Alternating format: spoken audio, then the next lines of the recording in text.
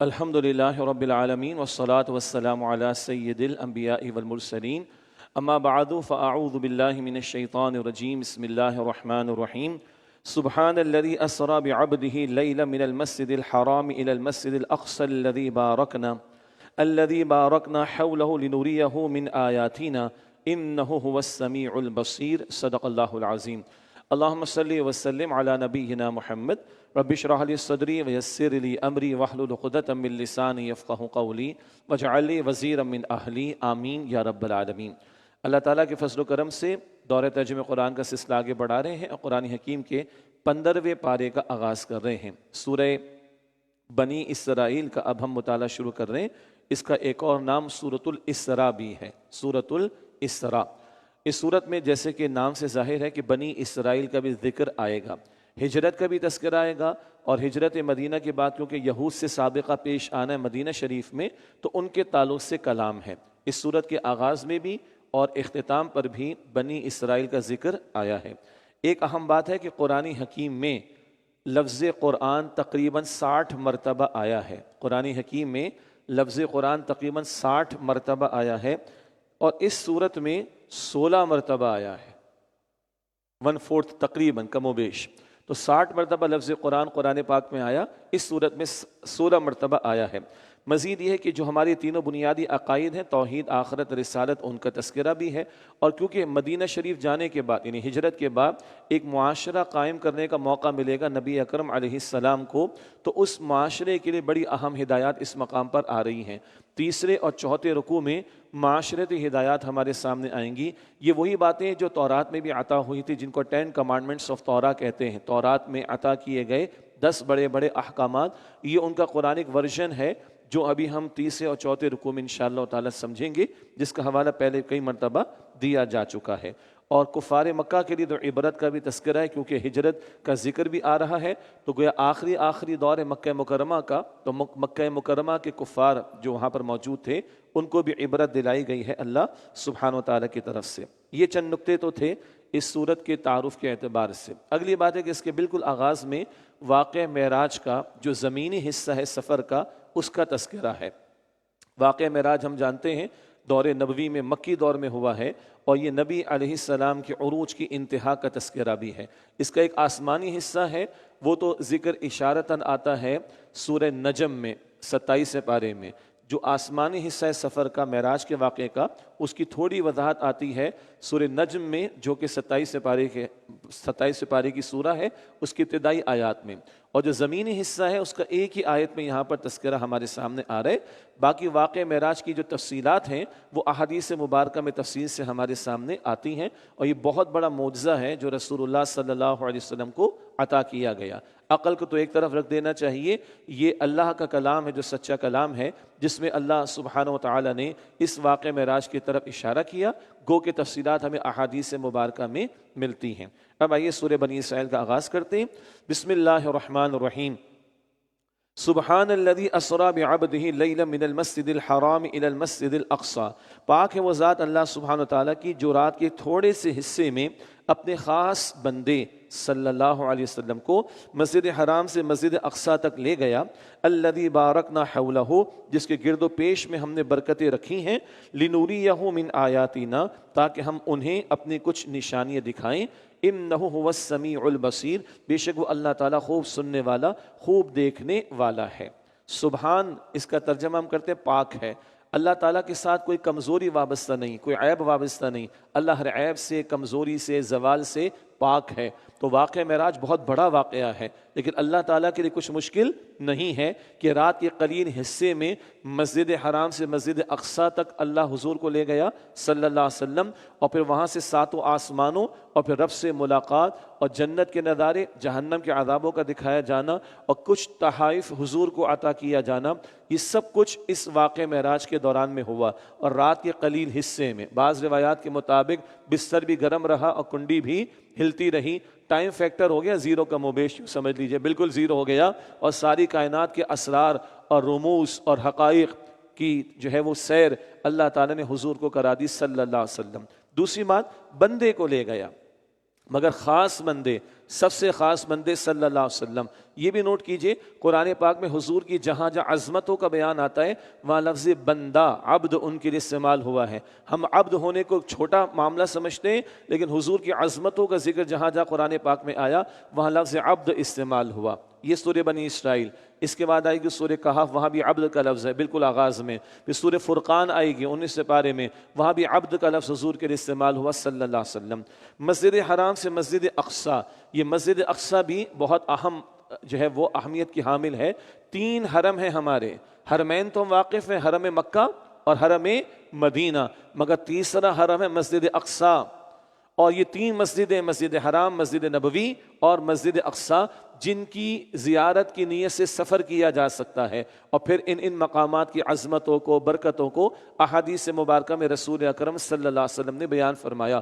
تو جیسے حرم مکہ اہم، حرم مدینہ اہم، حرم اقصیٰ بھی اسی طرح ہمارے لیے اہم ہے۔ تو یہ زمینی حصہ سفر کا۔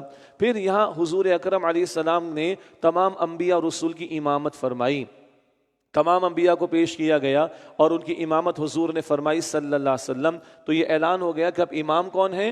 رسول اللہ صلی اللہ علیہ وسلم۔ یہیں جہاں مسجد اقصیٰ ہے، یہیں اسی علاقے میں حضور نے تمام انبیاء اور رسول کی امامت فرمائی۔ اس تعلق سے بڑی ایک اہم ڈاکیومنٹ ہے، کتابچہ ہے، مسجد اقصیٰ کی تاریخی اہمیت۔ ہمارے استاد مرحوم انجینئر نوید احمد صاحب رحمۃ اللہ علیہ، انہوں نے اس کو کمپائل کیا تھا۔ یہ بک شاپ سے بھی اور ہماری ویب سائٹ سے بھی آپ ڈاؤن لوڈ کر سکیں گے انشاءاللہ، اور یہ پڑھنا چاہیے، کیونکہ ہمیں یہ جملہ کبھی کبھی عجیب لگتا ہے کہ 3 حرم ہو گئے ہمارے، ہو نہیں گئے ہیں تینوں کے تینوں، حرم مکہ، حرم مدینہ، حرم اقصیٰ، مگر ہم بھول گئے ہیں۔ تو بہرحال یہ تاریخ ہمارے سامنے رہنی چاہیے۔ تو بہرحال حضور علیہ السلام نے تمام انبیاء اور رسول کی امامت فرمائی، اور یہ طے ہو گیا اب امامت کس کی ہے؟ حضور کی۔ اب امت کس کی لے گی؟ حضور کی۔ اور مسجد اقصیٰ کی تولیت یا انتظام بھی کس کا ہوگا؟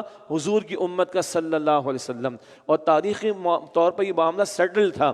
یہ تو یروشلم کا یعنی چارج سیدنا عمر رضی اللہ تعالی عنہ کے دور میں مسلمانوں کو مل گیا، پیسفلی مسیحیت کے ماننے والوں نے یہ چارج حوالے کیا تھا سیدنا عمر کے۔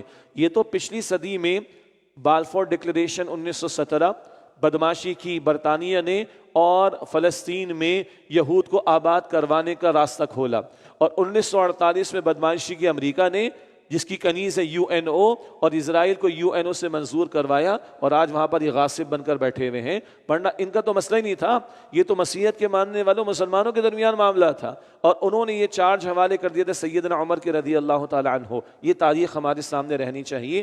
اور یہ سورہ بنی اسرائیل کے شروع میں کیوں آ رہا ہے؟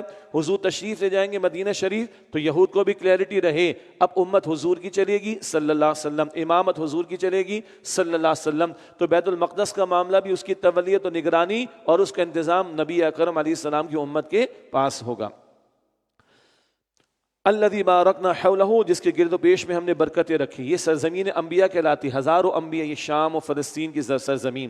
اچھا، جس کو آج ہم انگلش میں سیریا کہتے ہیں نا، وہ تو چھوٹا سا ہے۔ شام کے علاقے میں یہ اس وقت فقط سیریا نہیں، فلسطین ہے، عراق ہے، اردن ہے، یہ سارے علاقے شام ہیں، یہ سارے علاقے شامل ہیں اس کے اندر۔ تو ارض شام یا ارض فلسطین یہ بڑا علاقہ ہے جہاں ہزاروں انبیاء تشریف لائے۔ تو مسجد اقصیٰ کے گرد و پیش میں ہم نے برکتیں رکھی، لنریہ من آیاتنا، تاکہ ہم انہیں اپنی کچھ نشانیاں دکھائیں، یعنی حضور کو نشانیاں دکھائے جانے کا معاملہ۔ انہ هو السمیع البصیر، بے شک وہ اللہ خوب سننے والا، خوب دیکھنے والا ہے۔ باقی معراج کے واقعے کی تفصیلات احادیث کی کتب میں ملتی ہیں، اور ہمارے استاد ڈاکٹر اسرار صاحب رحمۃ اللہ علیہ کے خطاب بھی بڑا پیارا ہے، معراج النبی صلی اللہ علیہ وسلم۔ معراج النبی اس کتابچے کا مطالعہ بھی مفید رہے گا، باقی سیرت کی کتابوں کا مطالعہ کرنا چاہیے، بڑے حقائق ہیں معراج کے واقعے میں، یہاں زیادہ تفصیل کا موقع نہیں ہے۔ وَآتَيْنَا مُوسَى الْكِتَابَ، اور ہم نے موسیٰ علیہ السلام کو کتاب عطا فرمائی، وَجَعَلْنَاهُ هُدًى لِبَنِي إِسْرَائِيلَ، اور ہم نے اسے بنی اسرائیل کے لیے ہدایت کا ذریعہ بنایا تھا۔ اللہ تتخذوا من دونی وکیلا، کہ میرے سوا کسی کو کارساز نہ بناؤ۔ تورات کی تعلیم کا حاصل بھی توحید پر آنا، اور وہ کیا ہے؟ کارساز کس کو بناؤ؟ اللہ کو۔ وکیل کس کو بناؤ؟ اللہ کو۔ اعتماد کس پر رکھو؟ اللہ کو، اللہ پر۔ سب کچھ ہونے کا یقین کس سے ہو؟ اللہ سے۔ اللہ تتخذوا من دونی وکیلا، کہ میرے سوا کسی کو کارساز نہ بنانا۔ ذریۃ من حملنا مع نوح، ان لوگوں کی اولاد اے لوگوں جنہیں ہم نے نوح علیہ السلام کے ساتھ کشتی میں سوار کیا تھا۔ انہ کان عبدا شکورا، بے شک وہ نوح علیہ السلام بڑے شکر گزار بندے تھے۔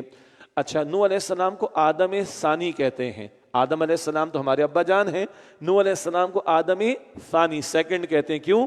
جب وہ طوفان آیا تو جو کشتی میں لوگ سوار تھے وہی بچے ہیں، انہی میں ان کے 3 بیٹے بھی تھے، اور پھر نسل انسانی انہی سے آگے بڑھی ہے، اس لیے نوح علیہ السلام کو آدم ثانی بھی کہا جاتا ہے. یہاں فرمایا کہ ان لوگوں کی اولاد جنہیں ہم نے نوح علیہ السلام کے ساتھ کشتی میں سوار کیا تھا، انہ کان عبدا شکورا، بے شک وہ نوح علیہ السلام بڑے شکر گزار بندے تھے.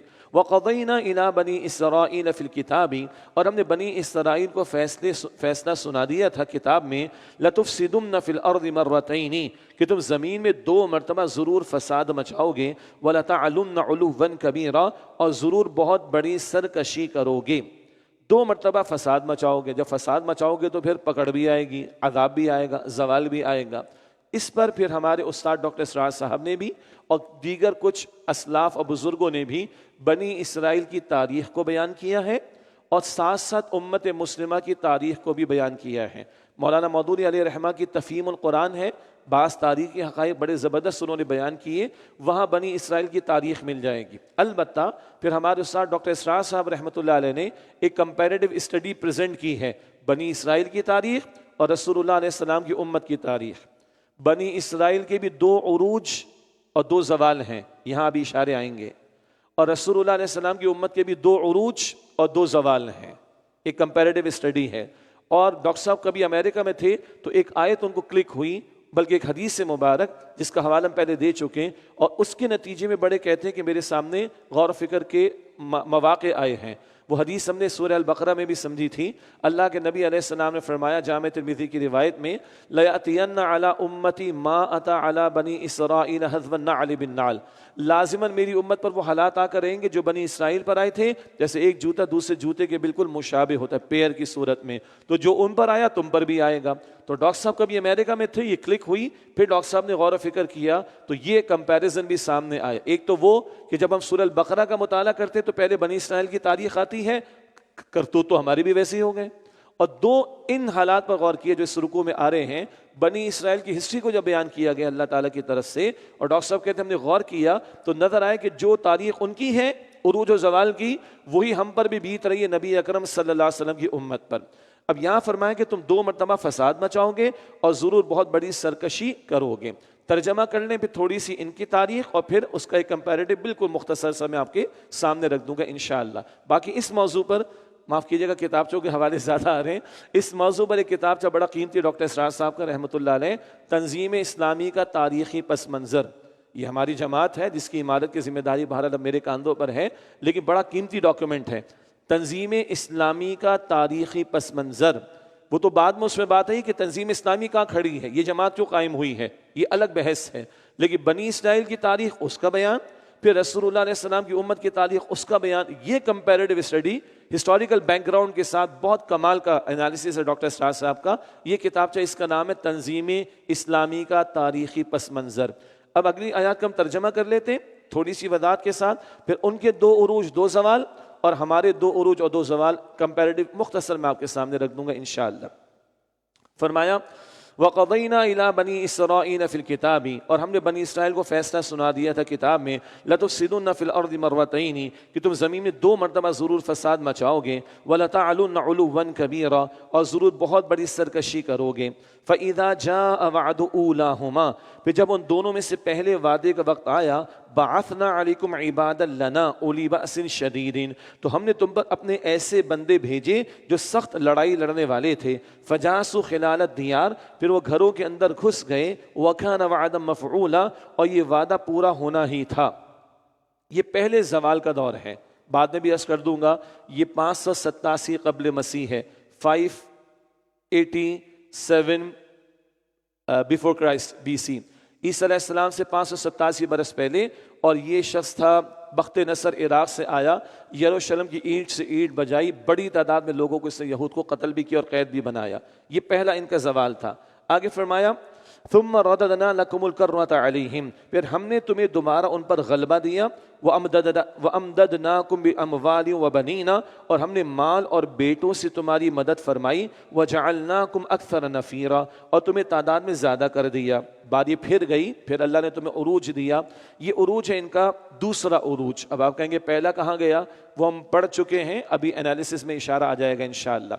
دوسرا عروج ان کا ہے، یہ ہے ذوالقرنین کے دور میں۔ ذوالقرنین کا واقعہ سورۃ الکہف میں آئے گا کہ خورس ان کا نام بیان کیا گیا، اور 539 BCE بیفور کرسچن ایرا، عیسیٰ علیہ السلام سے 539 برس پہلے کا ان کا دور ہے، اور انہوں نے جو غلام یہود تھے ان کو آزادی بھی دلائی اور ایک بڑی حکومت قائم کی، اور یہود ان کو جانتے تھے اور ان کے محسن تھے۔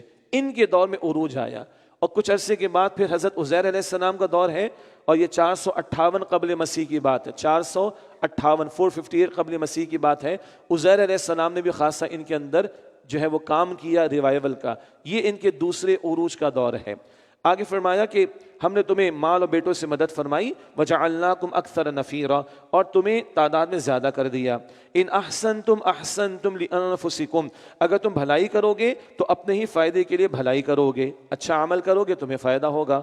وَإِنْ أَسَأْتُمْ فَلَهَا، اور اگر تم برائی کرو گے تو اپنے ہی نقصان کے لیے، گڑبڑ کرو گے نقصان تمہیں ہی ہوگا۔ پھر گڑبڑ کی انہوں نے، انتشار پیدا ہوا، نافرمانیاں کی، پھر زوال کا دور آیا۔ اب دوسرے زوال کا ذکر، فَإِذَا جَاءَ وَعْدُ الْآخِرَةِ، پھر جب دوسرے وعدے کا وقت آیا تو ظالموں کو تم پر مسلط کر دیا، لِيَسُوءُ وُجُوهَكُمْ، تاکہ وہ تمہارے چہرے بگاڑ دیں، وَلِيَدْخُلُوا الْمَسْجِدَ، اور تاکہ وہ مسجد اقصی میں داخل ہو جائیں، كَمَا دَخَلُوهُ أَوَّلَ مَرَّةٍ، جیسا کہ اس میں پہلی بار داخل ہوئے تھے، وَلِيُتَبِّرُوا مَا عَلَوْا تَتْبِيرًا، اور تاکہ جس پر غلبہ پائیں اسے تباہ و برباد کر دیں۔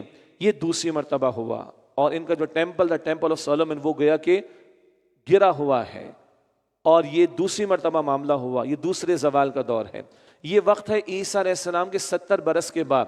عیسیٰ علیہ السلام کے 70 برس کے بعد ٹائٹس نامی رومی بادشاہ آیا، اور اس نے یروشلم کی اینٹ سے اینٹ بجائی ہے، اور ان کو بڑی تعداد میں قتل بھی کیا ہے۔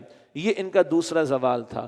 آج جو زائنسٹ موومنٹ ہے اور یہ سارے یہود محنتوں میں لگے ہوئے ہیں، وہ تو ان کا کعبہ گویا کہ گرا ہوا ہے، اس ٹیمپل کو دوبارہ کھڑا کرنا ہے، اور اس کے لیے وہ معاذ اللہ چاہیں گے کہ مسجد اقصیٰ کو شہید کیا جائے اور پھر سے تعمیر کا معاملہ ہو۔ یہ ان کا اپنا ایک پلان ہے، اور اللہ کا اپنا ایک پلان ہے، وہ بعد میں باتیں آتی رہیں گی۔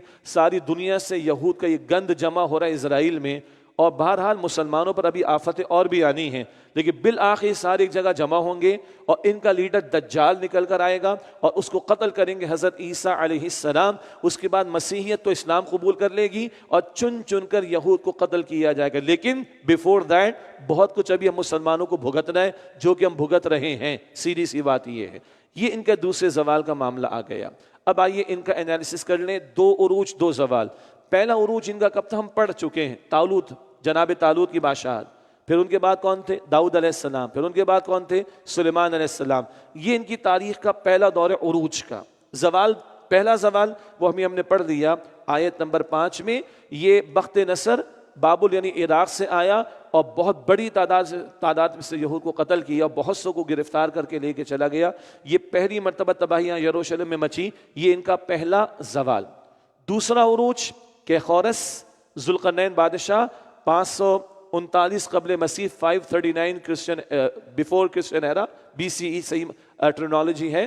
تو یہ قیخورس کا دور، اور اس نے یہود کو آزادی بھی دلائی، عروج ملا، اور اس میں مزید ریفائنمنٹ آئی، بہتری آئی عزیر علیہ السلام کے دور میں، اور وہ دور ہے 458 قبل مسیح، 458 BCE۔ اس کے بعد دوسرا زوال جیسے بھی ہم نے پڑھا، یہ ٹائٹس رومی کے ہاتھوں، عیسیٰ علیہ السلام کے 70 برس کے بعد یہ 70 عیسوی کا معاملہ۔ اس کے بعد یہ تتر بتر ہوئے، ان کی پٹائیاں ہوئیں، اور کچھ لوگ ان کے کہاں قبائل آباد ہوئے؟ مدینہ یثرب میں جا کر، آخری پیغمبر کے انتظار میں۔ اور اب جا کے بالفور ڈکلیریشن 1917 پھر ان کو انٹری ملی ہے کہاں؟ فلسطین کے اندر، اور 1948 میں اسرائیل قائم ہوا ہے۔ یہ ہسٹری ہمارے ذہن میں رہے۔ پھر ہمارے سر ڈاکٹر اسرار صاحب فرماتے ہیں رحمۃ اللہ علیہ، غور کرتے تو ہمیں بھی اس امت کے، نبی علیہ السلام کی امت کے 2 عروج اور 2 زوال دکھائی دیتے ہیں بڑے بڑے۔ اونچ نیچ تو ہوتی رہتی ہے، لیکن بڑے بڑے اگر پیریڈز کو ہم دیکھیں تو اس امت کا عروج صحیح معنی میں کب ہے؟ خود اللہ کے رسول علیہ السلام کا دور ہے، اور پھر خلفائے راشدین کا دور ہے، 3 بڑے اعظموں پر ہماری حکومت پہنچی ہے، آدھی دنیا کا بیش ہمارے پاس موجود تھی۔ یہ پہلا دور نبی علیہ السلام کی امت کا، جو کہ خود حضور کے دور سے آغاز ہوا اور خلفائے راشدین کے دور میں سلسلہ آگے بڑھا۔ ہمارا زوال تاتاریوں کے ہاتھوں اور صلیبی جنگیں، جب مسجد اقصی ہم سے لے لی گئی اور بڑی تعداد میں مسلمانوں کو قتل کیا گیا۔ ڈراموں میں ڈرامے بازی زیادہ ہوتی ہے، ڈراموں میں ڈرامے بازی زیادہ ہوتی ہے۔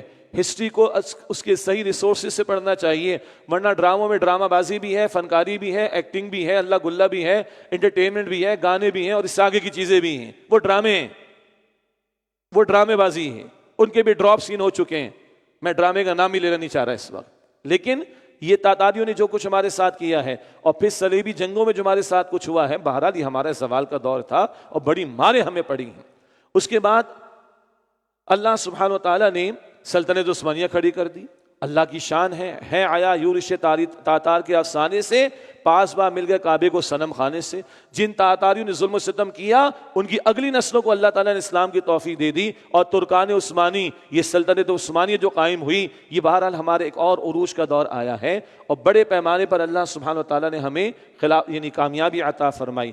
1924 میں رہی صحیح خلافت ختم ہوئی، آئیڈیل نہیں، وہ آئیڈیل دور نہیں ہے ہمارا، لیکن عروج مسلمانوں کو ملا۔ لیکن پھر اس کے بعد پھر زوال کا معاملہ، اور پھر مغربی اقوام ہم پر قابض ہوئیں، یہ ہندوستان بھی انگریزوں کے قبضے میں آیا، دیگر مسلم ممالک بھی اور غیروں کے قبضے میں چلے گئے، اور وہ قبضہ چلتا رہا ہے۔ یہ ہمارا دوسرا زوال مغربی اقوام کے ذریعے سے۔ آج اتنا ہوا کہ 58 ممالک آزاد ہو گئے بس، مگر ان کی سوچ، ان کی فکر، ان کا ایجوکیشنل سسٹم، ان کے سوچنے والوں کا دماغ، وہ اب بھی غلام ہے، غلام۔ اب ہم بھی غلامی کے دور سے گزر رہے ہیں، لیکن آسماں ہوگا سحر کے نور سے آئینہ پوش، اور ظلمت رات کی سیما بپا ہو جائے گی۔ پھر دلوں کو یاد آ جائے گا پیغام سجود، پھر جبھی خاک حرم سے آشنا ہو جائے گی۔ آنکھ جو کچھ دیکھتی ہے لب پہ آ سکتا نہیں، محو حیرت ہو کہ دنیا سے کیا ہو جائے گی۔ شب گریزہ ہوگی آخر جلوہ خورشید سے، یہ چمن معمور ہوگا نغمہ توحید سے۔ وہ اسلام کا عروج باقی ہے ابھی، اسلام کا عروج باقی ہے ابھی، اسلام کا عروج باقی ہے ابھی۔ یہ ہم تفصیلات پڑھیں گے سورہ نور آیت نمبر 55 میں انشاءاللہ تعالی، پھر ہم سمجھیں گے انشاءاللہ سورہ صف آیت نمبر 9 میں، آئندہ آنے والی راتوں میں، کہ بالآخر ساری زمین پر اللہ کا دین غالب ہونا ہے۔ وقت فرصت ہے، کہاں کام ابھی باقی ہے، نور توحید کا اتمام ابھی باقی ہے، ذمہ داری ہماری ہے۔ یہ تھوڑا سا تجزیہ ضروری ہے، کیا ہماری ہسٹری، کہاں آج ہم کھڑے ہیں، جو ہم سے پہلے امت تھے ان کا حال کیا ہوا، کیوں ہوا، تو ہم ان سے سبق حاصل کریں اور اپنے اعمال کی اصلاح کی کوشش کریں، اور مستقبل کی جو خوشخبری ہے وہ بھی سامنے رہیں، تاکہ مایوس نہ ہو اور اپنا پارٹ لے کرے اللہ کے دین کی سربلندی کی جد و جہد کے لیے۔ یہ ہے جس کے لیے پھر میں حوالہ دے رہا ہوں، تنظیم اسلامی کا تاریخی پس منظر، بڑا پیارا کتابچہ ہے، جس میں سابق امت بنی اسرائیل اور ہماری امت نبی علیہ السلام کی امت کا ایک انالیسس ملے گا، تجزیہ ملے گا، اور 2 عروج 2 زوال ان کے، 2 عروج 2 زوال ہمارے، لیکن اس اضافے کے ساتھ کہ کل پھر اسلام کا عروج ہونے والا ہے، جس کے لیے جد و جہد کرنے کی ذمہ داری ہمارے کاندھوں پر عائد ہوتی ہے۔ فرمائے کہ عسیٰ ربکم ان یرحمکم، امید ہے کہ تمہارا رب تم پر رحم فرمائے، وَإِنْ عُدْتُمْ عُدْنَا، اور اگر تم نے پھر وہی فساد کیا، عدنا، تو ہم بھی وہی عذاب نازل کریں گے۔ پٹائیاں پہلے بھی ہوئیں، باز آ جاؤ۔ اب کس کا دور آ گیا؟ رسول اکرم صلی اللہ علیہ وسلم کا۔ رحمت چاہتے ہو، باز آ جاؤ، اصلاح کر لو، ایک چانس اور دے رہے ہیں۔ آخری پیغمبر آ گئے صلی اللہ علیہ وسلم، قرآن حکیم ان کو عطا کر دیا گیا، ایمان لے آؤ، رحمت کے مستحق بن جاؤ گے۔ فرمایا عسیٰ ربکم ان یرحمکم، امید ہے کہ تمہارا رب تم پر رحم فرمائے، وَإِنْ عُدْتُمْ عُدْنَا، اور اگر تم نے پھر وہی فساد کیا تو ہم بھی وہی عذاب نازل کریں گے۔ وَجَعَلْنَا جَهَنَّمَ لِلْكَافِرِينَ حَصِيرًا، اور ہم نے جہنم کو بنا دیا کافروں کے لیے قید خانہ۔ اللہ تعالی ہم سب کو جہنم سے محفوظ رکھے۔ کیسے اللہ کی رحمت ملے گی؟ فرمایا ان ھذا القرآن یہدی للتی ہی اقوم، بے شک یہ قرآن اس سیدھے راستے کی طرف رہنمائی کرتا ہے جو سب سے زیادہ سیدھا ہے۔ ویبشر المؤمنین، اور ان مؤمنوں کو بشارت دیتا ہے، خوشخبری سناتا ہے، الذین یعملون الصالحات، جو نیک اعمال کرتے ہیں، ان لہم اجرا کبیرا، کہ بے شک ان کے لیے بڑا اجر ہے۔ یہ قرآن ہے جو سیدھے راستے کی رہنمائی دیتا ہے. یہ بنی اسرائیل کو بھی بتایا جا رہا ہے, یہود کو بھی بتایا جا رہا ہے. اب رحمت کے مستحق بننا چاہتے ہو قرآن کو تھامنا ہوگا. اور ہمیں کیا سمجھایا جا رہا ہے؟ عروج چاہتے ہو قرآن کو تھامنا ہوگا.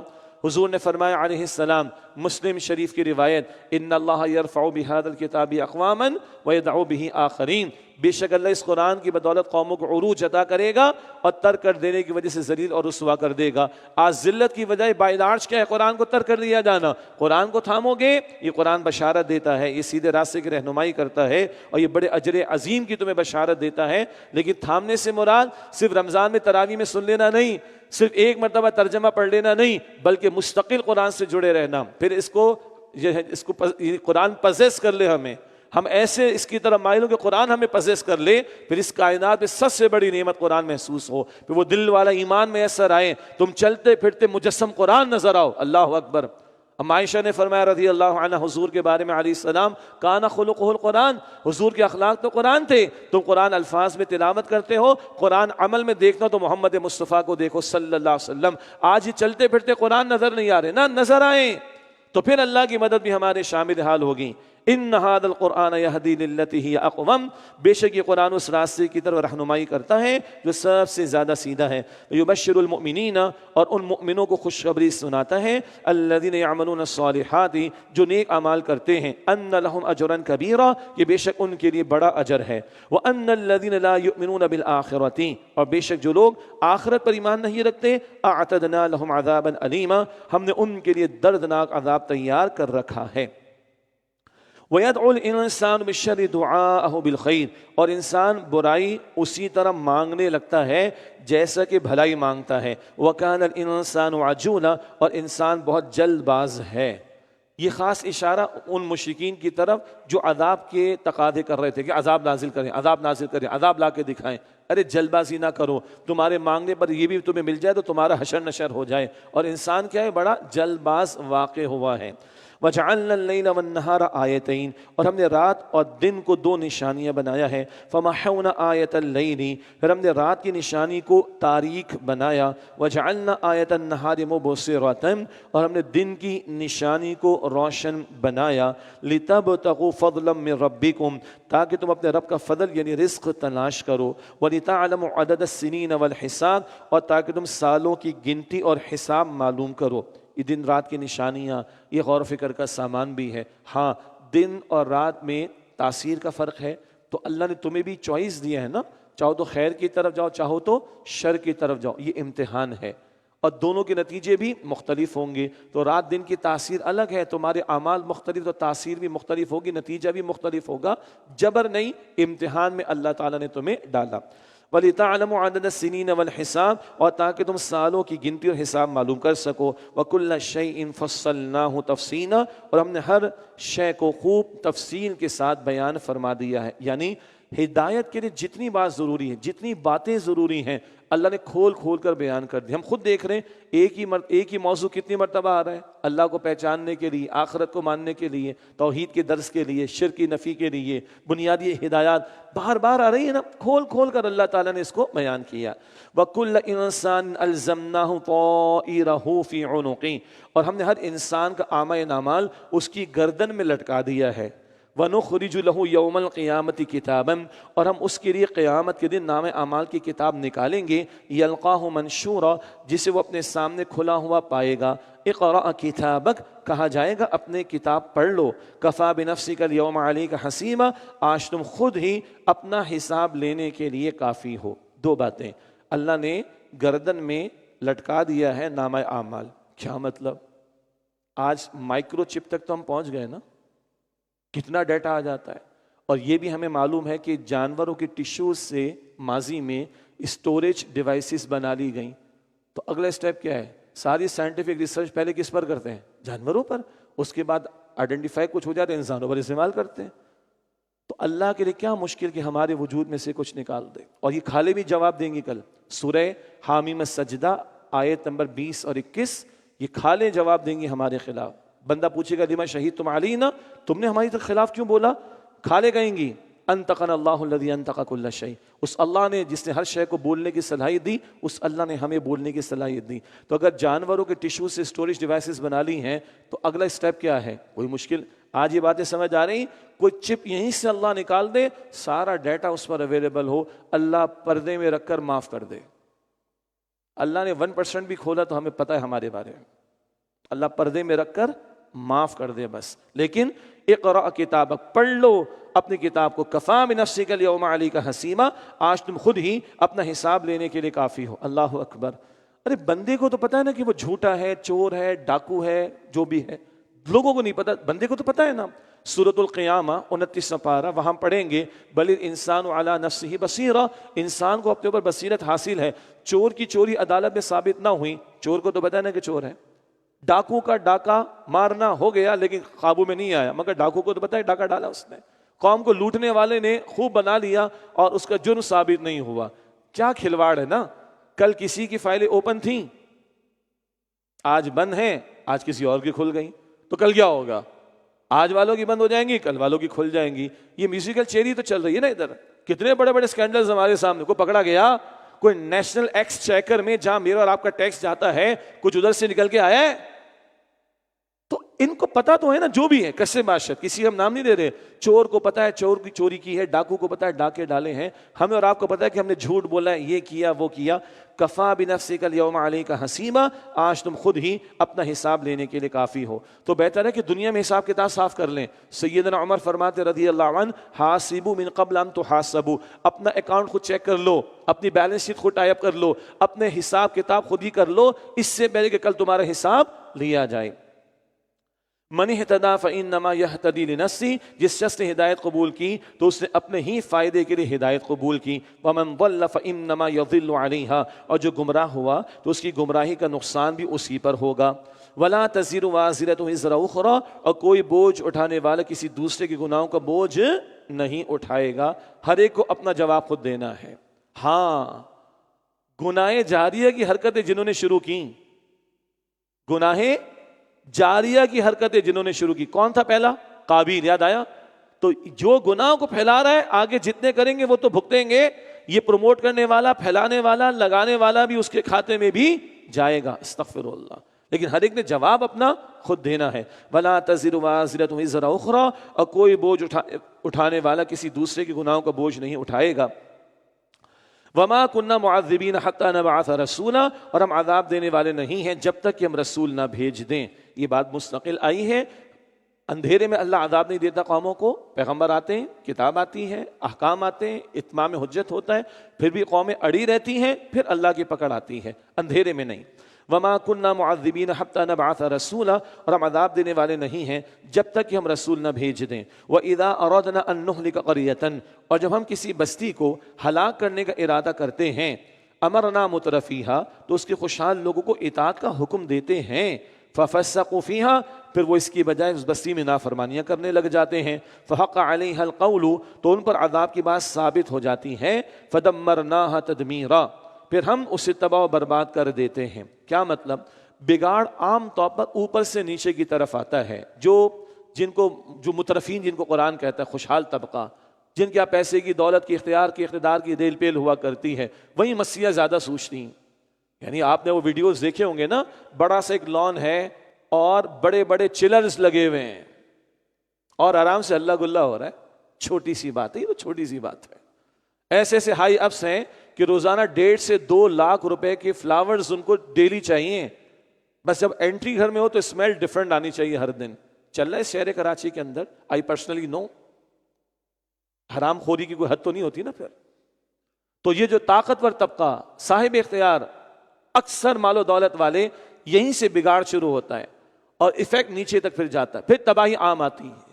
نیچے والے ان کے پیچھے اندھے بن کر چلتے ہیں اور غور و فکر نہیں کرتے، تو نیچے والے بھی مرتے ہیں اور یہ اوپر سے شروع ہوتا ہے سارا، اور نیچے اس کا امپیکٹ جا رہا ہوتا ہے۔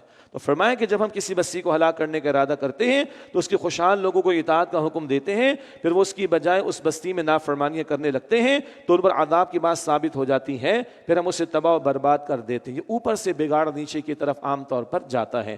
وَكَمْ أَهْلَكْنَا مِنَ الْقُرُونِ مِن بَعْدِ نُوح، اور کتنی قومیں ہیں جنہیں ہم نے ہلاک کر ڈالا نوح علیہ السلام کے بعد، وَكَفَى بِرَبِّكَ بِذُنُوبِ عِبَادِهِ خَبِيرًا بَصِيرًا، اور آپ کا رب اپنے بندوں کے گناہوں سے باخبر رہنے والا، دیکھنے والا کافی ہے۔ ہر ایک کو دیکھ رہا ہے، مجھے اور آپ کو بھی اللہ دیکھ رہا ہے۔ ویسے تو ہم ڈرتے ہیں خبردار کیمرے کی آنکھ آپ کو دیکھ رہی ہے، ہاں ہائی ویز کے اوپر وہ کیمرے کا خالی باکس ہوتا ہے، بعض مرتبہ کیمرہ نہیں ہوتا، اس سے بھی ڈرتے ہیں، اسپیڈ کو تھوڑا سلو کر لیتے ہیں۔ اور یہ صرف پاکستان میں نہیں ہے، میں نے یورپ اور مڈل ایسٹ کا بھی سنا ہے کہ کچھ جگہ سے وہ خالی باکسز ہیں یا کیمرے کا پرانا سا وہ سامنے پیس ہوتا ہے وہ لگا دیا ہوتا ہے، اندر کیمرہ بھی نہیں ہوتا، لیکن آدمی ڈرتا ہے کہ کیمرہ دیکھ رہا ہے۔ اللہ اکبر، اللہ کیا فرما رہا ہے؟ وَكَفَى بِرَبِّكَ بِذُنُوبِ عِبَادِهِ خَبِيرًا بَصِيرًا، اور آپ کا رب اپنے بندوں کے گناہوں سے باخبر رہنے والا، دیکھنے والا کافی ہے۔ اللہ کہہ رہا ہے میں تمہیں دیکھ رہا ہوں، بس کیمرہ دیکھ رہا ہے، اور اللہ سبحانہ تعالی the almighty the creator of the universe وہ دیکھ رہا ہے۔ Any match? نو۔ کیمرے سے کتنا ڈرتے ہیں؟ اللہ سے کتنا ڈرتے ہیں؟ کوشچن مارک ہے۔ اگلی آیات دنیا اور آخرت کا جو کمپیریزن ہے، اس کے بیان پر کلائمیکس ہے قرآن پاک کا۔ بہت مقامات پر یہ دونوں باتیں آتی ہیں، لیکن دنیا ورسز آخرت کلائمیکس ہے۔ تم سوچو تمہیں کیا بنانا ہے، دنیا بنانی بن جائے گی۔ اور بڑی عجیب بات آ رہی، صرف چاہنے سے بھی دنیا مل سکتی ہے، کبھی تو چاہنے سے بھی، آخرت صرف چاہنے سے نہیں ملے گی۔ سنیے، من کان یرید العاجلۃ عجلنا لہ فیہا ما نشاء لمن نرید، جو کوئی دنیا میں فوری فائدہ چاہتا ہے ہم اسے اسی دنیا میں جلدی دے دیتے ہیں، جتنا ہم جس کے لیے چاہتے ہیں سب کو دے دیں گے، کوئی مسئلہ تھوڑی۔ ثم جعلنا لہ جہنم، پھر ہم نے اس کے لیے جہنم بنا دی ہے، یصلاها مذموما مدحورا، وہ اس میں ذلیل و خوار ہو کر جھلسے گا، جلے گا۔ اللہم اجرنا من النار، اے اللہ ہم سب کو آگ کے عذاب سے محفوظ فرما۔ یہ تو ہے کہ جس کو چاہیں گے ہم دے دیں گے، کوئی ایشو نہیں۔ فرعون کو بھی دے دی، قارون کو بھی دے دی، باقیوں کو بھی اوروں کو بھی دے دیں گے جس کے لیے چاہیں گے۔ ضمناً نکتہ ہے، دنیا چاہنے پر بھی مل سکتی ہے، گو کہ اسٹرگل ہے، محنت ہے، چاہنے پر بھی کبھی مل جائے گی، آخرت چاہنے پر نہیں ملے گی۔ اب سنیے، وَمَنْ أَرَادَ الْآخِرَةَ، اور جو کوئی آخرت کا فائدہ چاہے، وَسَعَى لَهَا سَعْيَهَا، اور اس کے لیے اس کے لائق کوشش بھی کرے، صرف کوشش نہیں، ایسی کوشش جیسے کہ کوشش کرنے کا حق ہے۔ ایم بی اے کے ایگزامز کے لیے، چارٹرڈ اکاؤنٹنسی کے ایگزامز کے لیے، انجینئرنگ کے ایگزامز کے لیے، انٹرویو کلیئر کرنے کے لیے کتنی جان لگاتے ہیں نا؟ جنت اینی میچ؟ 10 لاکھ کی سیلری، 50 لاکھ کی سیلری، 1 کروڑ کا ماہانہ نفع، جنت کا کوئی میچ ہے اس سے؟ نو۔ ادھر کتنی جان لگتی ہے تو ادھر کتنی لگنی چاہیے، صرف کوشش نہیں۔ وَمَنْ أَرَادَ الْآخِرَةَ، اور جو آخرت کا ارادہ رکھتا چاہے، جو کوئی آخرت کا فائدہ حاصل کرنا چاہے، وَسَعَى لَهَا سَعْيَهَا، اور اس کے لیے کوشش کرے جیسا کہ اس کے لیے کوشش کرنے کا حق ہے، صرف چاہنا نہیں، کوشش جیسا کہ حق ہے، جس کو ہم کہتے ہیں جان لگا دی، اٹموسٹ ایفرٹس، جان لگا دی، جان جھونکوں میں ڈال کر یہ کام کر ڈالا، جان لگا دی جیسا کہ جان لگانے اور محنت کرنے کا حق تھا۔ آگے وَهُوَ مُؤْمِنٌ، اور وہ مومن بھی ہو۔ ایمان کے بغیر اللہ کے کوئی نیکی آخرت میں کوئی بھلائی قبول نہیں۔ 3 باتیں، آخرت کا فائدہ جو چاہے، ایک تو وہ کوشش کرے جیسے کہ کوشش کرنے کا حق ہے، اور وہ مومن بھی ہو، تو نیت بھی، محنت بھی اور ایمان ہونا بھی۔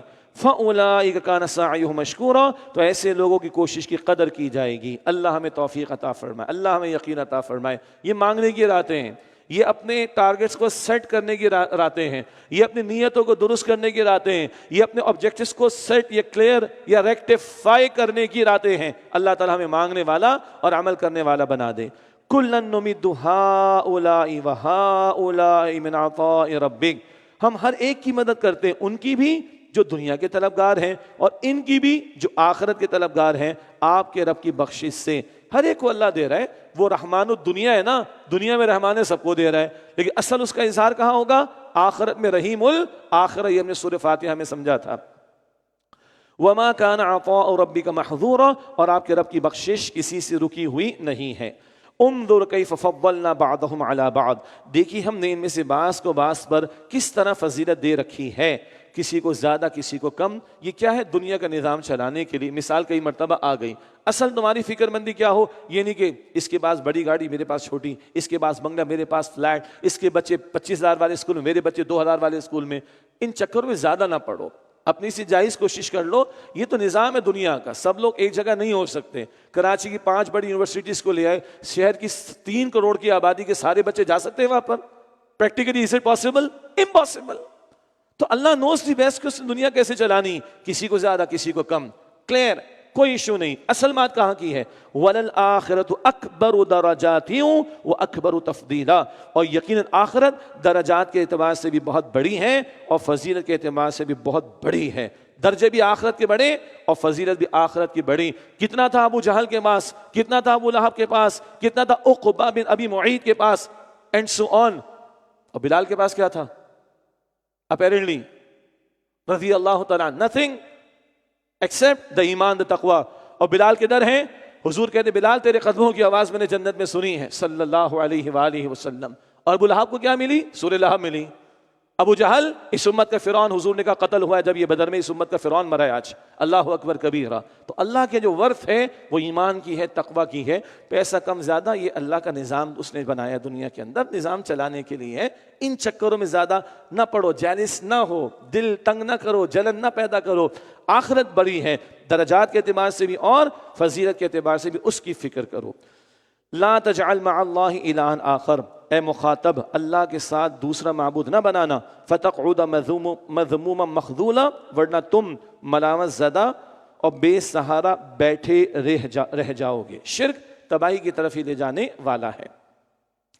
اس کے بعد سورہ بنی اسرائیل کا 3 اور 4 رکوع ہے جس کا ذکر بار بار کیا گیا. یہ بہت قیمتی اور جامع مقام اب آ رہا ہے, اس کی تھوڑی تفصیل بیان کرنا ہوگی انشاءاللہ. 2 رکوع پڑھ کر ہم تراویح کی طرف جائیں گے انشاءاللہ. تو یہ 2 رکوع بڑے قیمتی ہیں, رکوع نمبر 3 اور 4.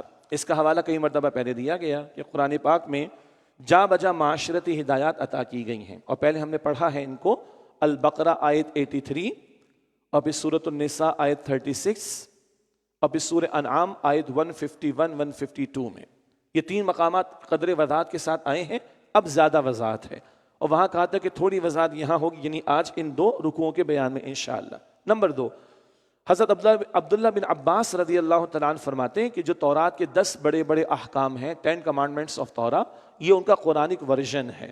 اور معاشرتی ہدایات ایک جیسی رہی تمام شریعتوں میں, جیسے ایمانیات, عبادات, بنیادی عبادت سب رسولوں کے ایک ہی رہی ہیں, معاشرتی ہدایات بھی سب رسولوں کے ایک جیسی رہی ہیں. اور وہی ہدایات ہیں جو تورات میں بھی تھی, وہ قرآن پاک میں یہاں پر بھی بیان کی جا رہی ہیں. اگلی بات, یہاں تو دورہ ترجمہ قرآن مختصر وضاحت آ جائے گی انشاءاللہ, لیکن مزید تفصیل آپ جاننا چاہیں تو جس منتخب نصاب کا بار بار ذکر ہوا, قرآن حکیم کے منتخب مقامات کے دروس جو ہمارے استاد ڈاکٹر اسرار صاحب نے بارہا دیے رحمۃ اللہ علیہ, وہ پرنٹ فارم میں بھی ہیں, آڈیو ویڈیو میں بھی ہیں, مختصر بھی ہیں, تفصیلی بھی دستیاب ہیں الحمدللہ, اور کئی سیٹلائٹ چینلز پہ وہ نشر بھی ماضی میں ہو چکے ہیں. اس منتخب نصاب میں بھی یہ درس شامل ہے, تو زیادہ اس کی تفصیلات وہاں پر دیکھی جا سکتی ہیں, بعد میں جب آپ کو دلچسپی ہو تو دیکھیے گا انشاءاللہ. اب آئیے معاشرتی ہدایات کا ذکر کرنے کے ساتھ ایک آخری نقطہ. ابھی جو آیت 22 مکمل کی, اس میں کہا کہ دیکھو شرک نہ کرو, توحید پر کاربند رہو. جب یہ 2 رکوع مکمل ہوں گے آیت 40 پر, وہاں بھی شرک نفی آئے گی. تو یہ جو پورا بیان ہے معاشرتی ہدایات کا, ان کے شروع میں بھی توحید کا درس ہے اور شرک نفی, ان کے اختتام پر بھی توحید کا درس ہے اور شرک نفی. کیا مطلب؟ شروع میں بھی توحید اور آخر میں بھی توحید. تو توحید صرف توحید توحید کہنے کا نام نہیں ہے, موحد کہنے کے دعوے کرنے کا نام نہیں, توحید توحید کچھ لوگوں پر شرک کے فتوے لگا کر ان کو فارغ کر دینے کا نام نہیں. توحید کی بنیاد پر ایک معاشرہ قائم ہونا چاہیے.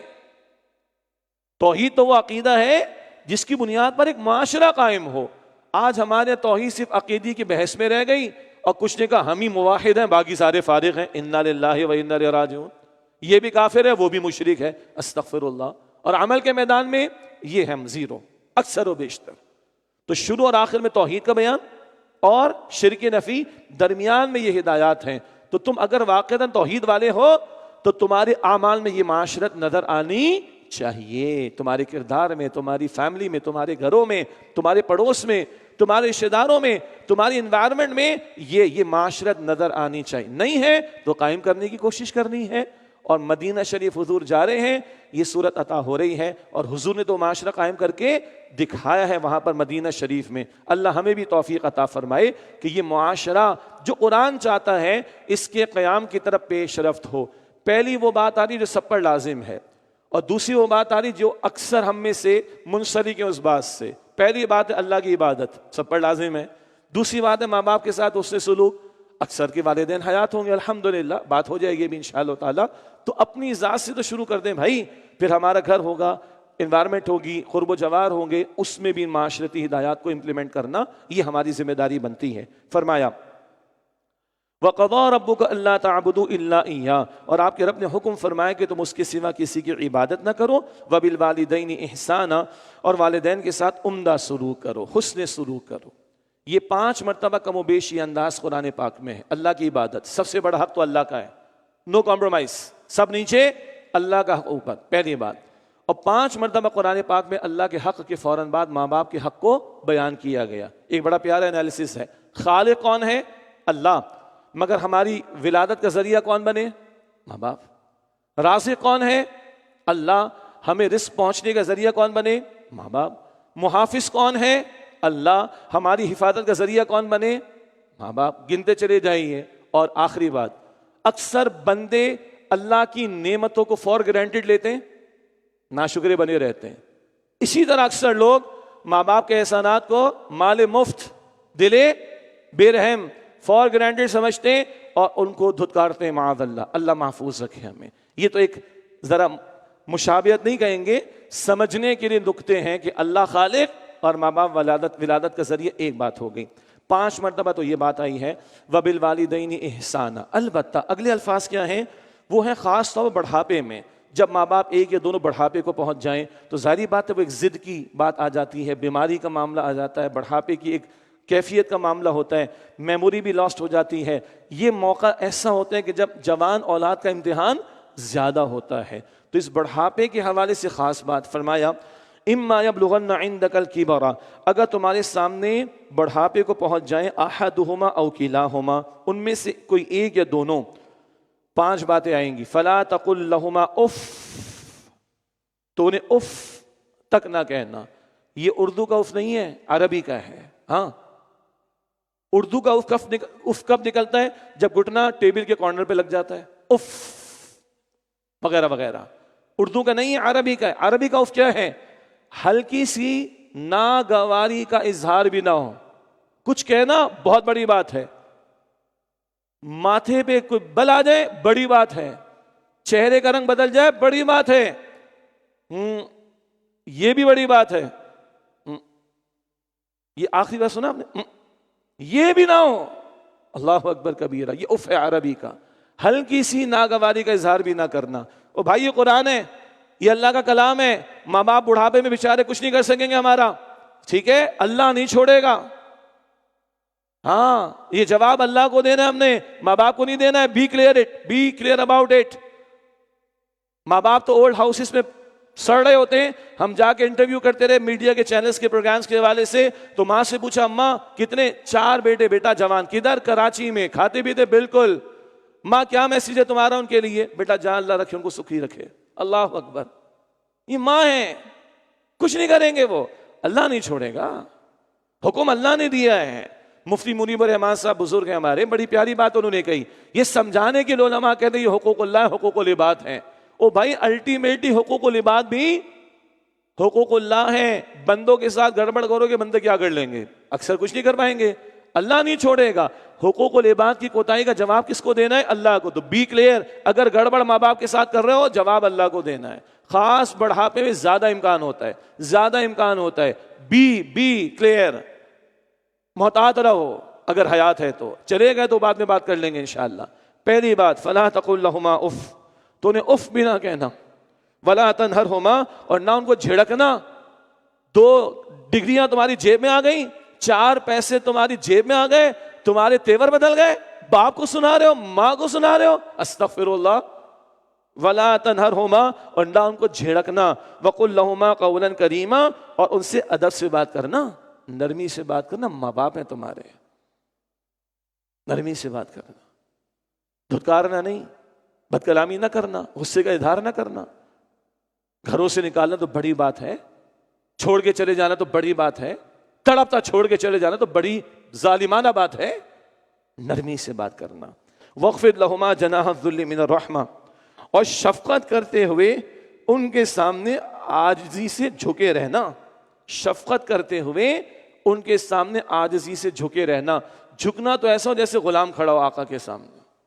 جھکنا تو ایسا ہو جیسے غلام آقا کے سامنے کھڑا ہو، لیکن نرمی کا اظہار، شفقت کا اظہار، محبت کا اظہار، ادب کا اظہار، رسپیکٹ کا اظہار، یہ تمہارے ماں باپ سب سے زیادہ ڈیزرو کرتے ہیں اس بات کو. یہ سب کچھ کرنے کے بعد بھی ان کا حق تو ادا ہو نہیں سکتا. تمہارے بس میں نہیں کہ تم ان کا حق ادا کر سکو، تو کیا کرو؟ وَقُلْ رَبِّ ارْحَمْهُمَا كَمَا رَبَّيَانِي صَغِيرًا. اور یہ دعا کرنا، اے میرے رب میرے ان دونوں ماں باپ پر رحم فرما، کما ربیانی صغیرہ، جیسے انہوں نے بچپن میں میری پرورش کی تھی. رب کا لفظ آیا ہے. رب العالمین کون ہے؟ اللہ. ربوبیت کہتے ہیں پرورش کرنے کو، پالنے کو، تربیت دینے کو. تو عالم اسباب میں، ظاہری اسباب میں ہماری ربوبیت کس نے کی ہے؟ پرورش کس نے کی ہے؟ ماں باپ نے. لو ایک اور فنکشن آ گیا. رب حقیقی اللہ، مگر پرورش کا ذریعہ ماں باپ. اللہ اکبر. وقل رب ارحمہما کما ربیانی صغیرا. اور یہ دعا کرنا کہ میرے رب میرے ان دونوں ماں باپ پر رحم فرما، اس طرح کہ جب میں چھوٹا تھا تو شفقت کے ساتھ انہوں نے میری پرورش کی تھی. بڑی پیاری دعا ہے. ماں باپ حیات ہوں تب بھی رحمت کے محتاج ہیں اللہ کی، اور ماں باپ چلے گئے ہوں تب بھی اللہ کی رحمت کے محتاج ہیں. وہ بھائی زندہ ہو تب بھی یہ دعا کرو، چلے جائے تب بھی یہ دعا کرو. دعائیں قرآن سکھاتا ہے نا، اور قرآن ہر نماز میں تلاوت کرنا ہے. لیکن آج ہماری حالت کیا ہے؟ 2007 کی بات ہے، کراچی کی ایک پرائیویٹ یونیورسٹی میں پڑھاتا تھا میں. فرسٹ میری ٹرم تھی پڑھانے کی، فرسٹ سیشن تھا. جب ہم نے اسلامیات پڑھائی، ماں باپ کا ذکر آیا، تو اللہ کی قسم اٹھا کر میں کہوں 4 اسٹوڈنٹس نے ہاتھ کھڑے کر کے کہا، پوش ایریا کے بچے بچیاں تھے، سر بڑے برسوں کے بعد یاد آیا ہے کہ ماں باپ کے لیے دعا کرنی چاہیے. بلیو می، میری یقین کرے میری بات کا. 2007، آج ہم کہاں بیٹھے ہیں؟ 2025. بعد میں خیر ان کے آنسو بھی نکلے، ان کو سارا پڑھایا، حدیثیں پڑھائیں، ان کے ماں باپ کے بھی فون آئے. تو ہم نے کہا بھائی جوڑیں ان کو قرآن سے، ورنہ یہ اقرار کر رہے ہیں، میں ان کو مارجن دے رہا ہوں، یہ اقرار کریں سر برسوں کے بعد یاد آئے کہ ماں باپ کے لیے دعا بھی کرنی چاہیے. اللہ اس ناہنجاری نالائقی سے ہم سب کی حفاظت فرمائے. اچھا جی، اب چند احادیث سن لیجئے. اللہ کے پیغمبر کی بہت ساری احادیث صلی اللہ علیہ وسلم. تمہارے ماں باپ تمہاری جنت بھی ہیں اور تمہاری جہنم بھی ہیں. Street clear. ان کی خدمت جنت کی طرف اور ان کی نافرمانی جہنم کی طرف لے جائے گی. میرے حسن سلوک کا سب سے بڑھ کر مستحق کون؟ فرمایا ماں. پھر کون؟ ماں. پھر کون؟ ماں. پھر کون؟ ابا. سبحان اللہ. ہاں حکم میں ابا اوپر ہیں، اتھارٹی میں حکم میں ابا اوپر، حسن سلوک میں اماں اوپر. بقول ڈاکٹر ذاکر نائک صاحب کے 3 میڈلز تو اماں کو جائیں گے، گولڈ بھی، سلور بھی، برونز بھی. دین بوکے وہ ابا کو جائے گا. 75% of your love and affection goes to your mother then the father. ابا کی اہمیت کم نہیں ہو رہی، ذہن میں رہیں. ابا کو اتھارٹی پہ اوپر رکھا تو اماں کو حسن سلوک میں اوپر رکھ دیا. کیا خدا کا نظام ہے، سبحان اللہ. بہرحال ماں ماں ماں اور پھر باپ. حضور نے فرمایا جنت تمہاری ماں کے قدموں کے پاس ہے. یہ بہتر ترجمہ، ہم کہتے ہیں قدموں کے نیچے، اچھا نہیں لگے گا یہ ترجمہ. جنت تمہاری ماں کے قدموں کے پاس ہے. حضور نے فرمایا اللہ کی رضا والد کی رضا میں ہے، اور اللہ کی ناراضگی والد کی ناراضگی میں ہے. اللہ اکبر. اللہ نے جبرائیل کو بھیجا علیہ السلام، 3 بد دعائیں کر کے گئے، اور حضور منبر کی سیڑھی پر قدم رکھتے ہوئے آمین آمین آمین فرما رہے تھے. ایک بد دعا کیا تھی؟ تباہ و برباد ہو جائے وہ شخص جس کے سامنے اس کے ماں باپ ایک یا دونوں بڑھاپے کو پہنچ جائیں اور وہ ان کی خدمت کر کے جنت نہ کما سکے. حضور نے فرمایا آمین. سارے فرشتوں کی بد دعا ہے، سارے فرشتوں کے سردار کی بد دعا ہے، اور تمام رسولوں کے امام محمد مصطفیٰ علیہ السلام کی آمین ہے.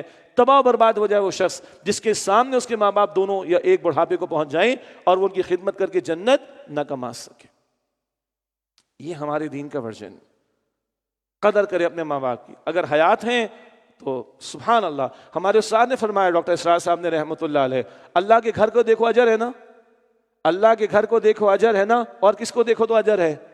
ماں باپ کو دیکھو. پیر کا بھی نہیں کہا، پیر منڈے کی بات نہیں کر رہا، پیر صاحب کی بات کر رہا ہوں. پیر صاحب کا بھی نہیں کہا. میرے اور آپ کے سب سے بڑے پیر کون ہیں؟ میرے اور آپ کی ماں، میرے اور آپ کے والدین.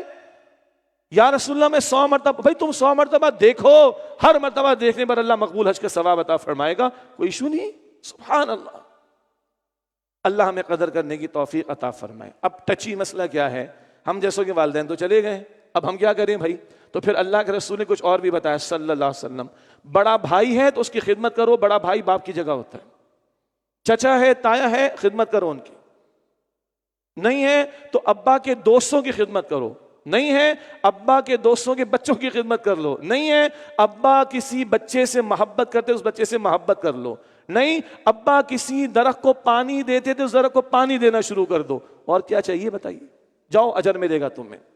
ماں نہیں ہے تو خالہ کی خدمت کرو، خالہ نہیں تو ماں کی کچھ سہیلیاں ہوں گی، اگر پردے کا معاملہ گھر والوں کے ذریعے خدمت کر لو۔ ماں کسی بچے سے محبت کرتی اس سے بچے سے محبت کرو، ماں کسی کی مدد کرتی تھی تم اس کی مدد کر دو، ماں کسی پودے کو پانی دیتی تھی تم اس کو پانی دینا شروع کر دو۔ اللہ اکبر۔ اور بڑا کام کیا ہے، ماں باپ اگر چلے گئے ہیں تو کنیکشن ختم تھوڑی ہوا، یہ دعائیں موجود ہیں ہمارے پاس، ہم خود نیک بنیں گے ماں باپ کو فائدہ ملے گا۔ مسند احمد کی روایت ہے، حضور نے فرمایا بندے کو بتایا جاتا ہے، بندے کا درجہ جنت بلند ہوتا ہے، اس کو بتایا جاتا ہے تیرے بیٹے نے تیری اولاد نے استغفار کیا تیرے لیے، تیرے بیٹے نے تیری اولاد نے استغفار کیا تیرے لیے، تیرا درجہ بلند کر دیا گیا۔ تو خود ہم صدقہ جاریہ بنے ماں باپ کے لیے، حیات ہوں گے تب بھی ان کو فائدہ ہوگا، چلے گئے ہوں گے تب بھی فائدہ ہوگا۔ نیک اعمال کریں، خیر کے کام کریں، نیکیوں میں آگے بڑھیں، ماں باپ پر اللہ تعالی رحمت نازل فرمائے گا انشاءاللہ تعالی۔ آج بخدا میں دل سے عرض کرتا ہوں، اولڈ ہاؤسز بڑھ رہے ہیں ہمارے ہاں، نیو یارک اور لندن کو بھول جائیں، اب کراچی کی حالت بگڑی ہوئی ہے، لاہور کی حالت بگڑی ہوئی ہے، اسلام آباد کی حالت بگڑی ہوئی ہے، اٹھا کے ماں باپ کو گھر سے پھینکا جا رہا ہے۔ استغفر اللہ، نہیں چھوڑے گا اللہ، یہ اس نے اپنے کلام میں حکم دیا ہے ہمیں، اس نے اپنے کلام میں حکم دیا ہے۔ تو اللہ ہمیں ہمارے ماں باپ کی قدر کرنے کی توفیق عطا فرمائے۔ ہاں بچے فوراً کہتے ہیں سر وہ ماں باپ کو بھی تو سمجھائیں، بیٹا ان کو سمجھا دیں گے جب ان کا موقع آئے گا، ان کو سمجھا دیں گے سورہ زمر کی آیت 15 میں، ان کو سمجھا دیں گے انشاءاللہ سورہ تحریم کی آیت نمبر 6 میں انشاءاللہ تعالی۔ لیکن آج اگر ماں باپ کے ادب کی بات آئے گی تو ماں باپ کے حوالے سے بات کی جائے گی، اپنے حصے کا کام کرو نا۔ آگے تو ہم پڑھیں گے سورہ لقمان میں، ماں باپ مشرک بھی ہوں حسن سلوک کریں گے ان کے ساتھ، ہاں مشرک اور کافر بھی ہوں ماں باپ حسن سلوک کریں گے، غلط بات نہیں مانیں گے ان کی جس سے اللہ کا حکم ٹوٹے گا، وہ نہیں مانیں گے۔ مشرک ماں باپ ہو کافر ماں باپ ہو، حسن سلوک تو ان کے ساتھ بھی ہمیں کرنا ہے۔ اللہ تعالی ہمیں ہمارے ماں باپ کی قدر کرنے کی توفیق دے، حیات ہیں تو ان کی خدمت کرنے کی توفیق دے، گڑبڑ کر چکے ہیں آج آ کے معافی مانگ لیجیے، ابھی بریک مل جائے لائیو بالکل ابھی میسج کر دیجیے اگر وہ گھر پر ہیں تو، بخدا آپ دیکھیے ان کا دل بڑا ہو جائے گا کہ ہاں صحیح جگہ ہمارے بچے جا رہے ہیں، صحیح جگہ ہمارے بچے جا رہے ہیں الحمدللہ۔ اور اگر چلے گئے ہیں تو بہرحال ہم دعا کریں، استغفار کریں ان کے لیے صدقہ جاریہ بنے، اللہ تعالی ہمیں عمل کی توفیق عطا فرمائے۔ ایک ٹیکنیکل مسئلہ، کبھی کبھی ماں باپ ایسا تقاضا کرتے ہیں کہ جو بندہ پورا نہیں کر سکتا فار اینی ریزن۔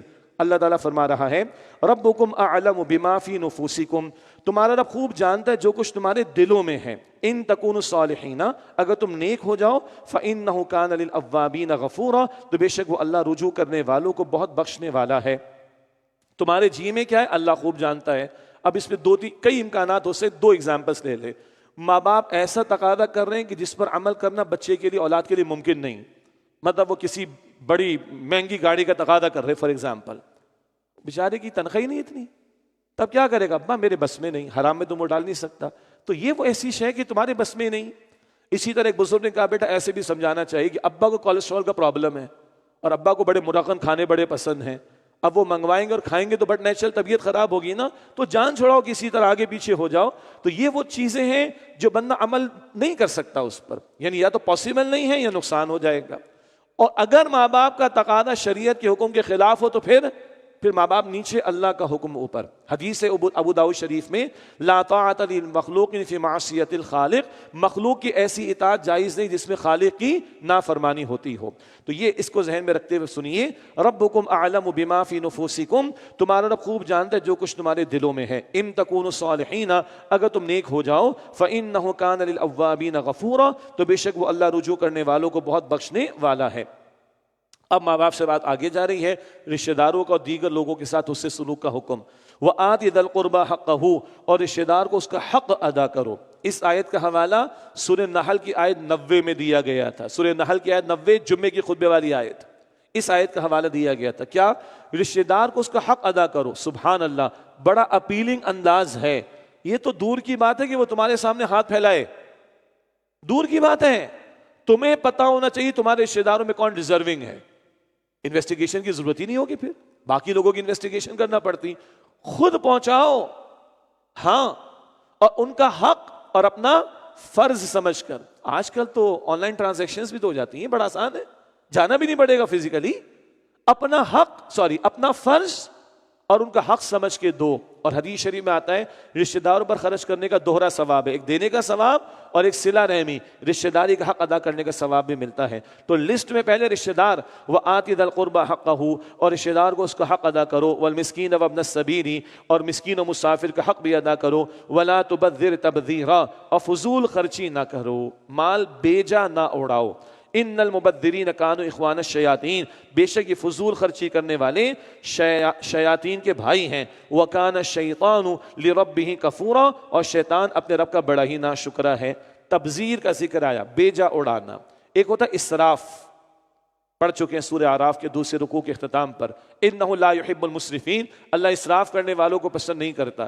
یہ ہے تبذیر. اسراف کیا ہے؟ ضرورت تو ہے مگر ضرورت پر ضرورت سے زیادہ خرچ کیا جا رہا ہے. ہم سب کو پتا ہے جی، شادی بیاہ کے مواقع اتنی ڈشوں سے کام چل جاتا ہے مگر اتنی ساری، ہم سب کو پتا ہے. تو ضرورت پر ضرورت سے زیادہ یہ بھی اللہ کو پسند نہیں ہے، وہ ہے اسراف، وہ تو ناپسندیدہ ہے. یہ تبذیر ہے، بلا ضرورت ناجائز کاموں پہ خرچ کرنا، گناہ کے کاموں پہ خرچ کرنا، فضول رسومات اور بدعات پہ خرچ کرنا، نافرمانی کے کاموں میں لگانا. یہ کیا ہے؟ یہ تبذیر ہے. اور نتیجہ کیا ہوتا ہے؟ کیوس، انتشار. فرمایا کہ دیکھو ان المبذرین کانوا اخوان الشیاطین، بیجا اڑانے والے، فضول خرچی کرنے والے شیاطین کے بھائی ہیں. وکان الشیطان لربہ کفورا، اور شیطان اپنے رب کا بڑا ہی ناشکرا ہے. دو باتیں، شیطان وہ ناشکرا ہے نا. دولت اگر ملی ہے حلال کی، ہاں حرام کی نہیں، حرام تو انگارے ہیں جہنم کے. حلال کی دولت نعمت ہے، اور نعمت کو ضائع کرنا ناشکری ہے. بیجا مال نہ اڑاؤ، نمبر ایک. نمبر دو، جب کچھ لوگ بیجا مال اڑاتے ہیں فضول رسومات پر، بدعات پر، خواہ مخواہ کے خرچوں پر، اور ناک اونچا رکھنے کے بہانے لاکھوں کروڑوں اڑا دیتے ہیں، تو انہی کے رشتہ دار، انہی کے قرب و جوار میں لوگ، انہی کے ملازمین، انہی کے سبارڈینیٹس وہ دیکھ رہے ہوتے ہیں، کیا ہمارے پاس کھانے کو نہیں ہے اور یہ اڑا رہا ہے. ہمارے بچوں کی تو فیسیں نہیں ہیں ہمارے پاس، اسکول کی جاتی نہیں ہمارے بچے اسکول، علاج کے لیے پیسے نہیں ہیں، اور اس کو دیکھو بیجا اڑا رہا ہے. پھر کیا ہوتا ہے؟ یعنی انتشار پیدا ہوتا ہے، جذبات اندر ابھرتے ہیں. اور پھر آپ نے دیکھا ہوگا کہ کئی مرتبہ گھر کے ہی افراد، قریبی افراد ڈاکے مارتے ہیں، لوٹ مار کرتے ہیں، چوری کرتے ہیں. کیوں؟ ان کو پتہ ہے کہ ان کے پاس ہے. اسی لیے اگر پولیس والے اور دیگر اداروں والے انویسٹیگیشن کی رعایت پہلے کس کی طرف دیکھتے ہیں؟ قریبی لوگ کون کون ہیں، ملازمین میں، قریبی رشتہ داروں میں، پڑوسیوں کے اندر. یہ کیا ہے؟ انتشار. اور شیطان کیا چاہتا ہے؟ سورۃ المائدہ آیت نمبر 91، شراب اور جوئے کے ذریعے سے کیا چاہتا ہے؟ ایوقع بینکم العداوۃ والبغضاء فی الخمر والمیسر، شراب اور جوئے کے ذریعے تمہارے درمیان بغض اور عداوت پیدا کرنا چاہتا ہے شیطان. تو شیطان لڑانا چاہتا ہے.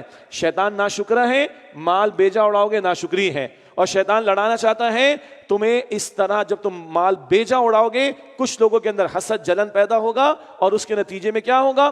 کیوس، انتشار، لوٹ مار، سب کچھ ہوگا. یہ شیطان کا ایجنڈا تم پورا کر رہے ہوگے مال کو بیجا اڑا کر. اللہ محفوظ رکھے.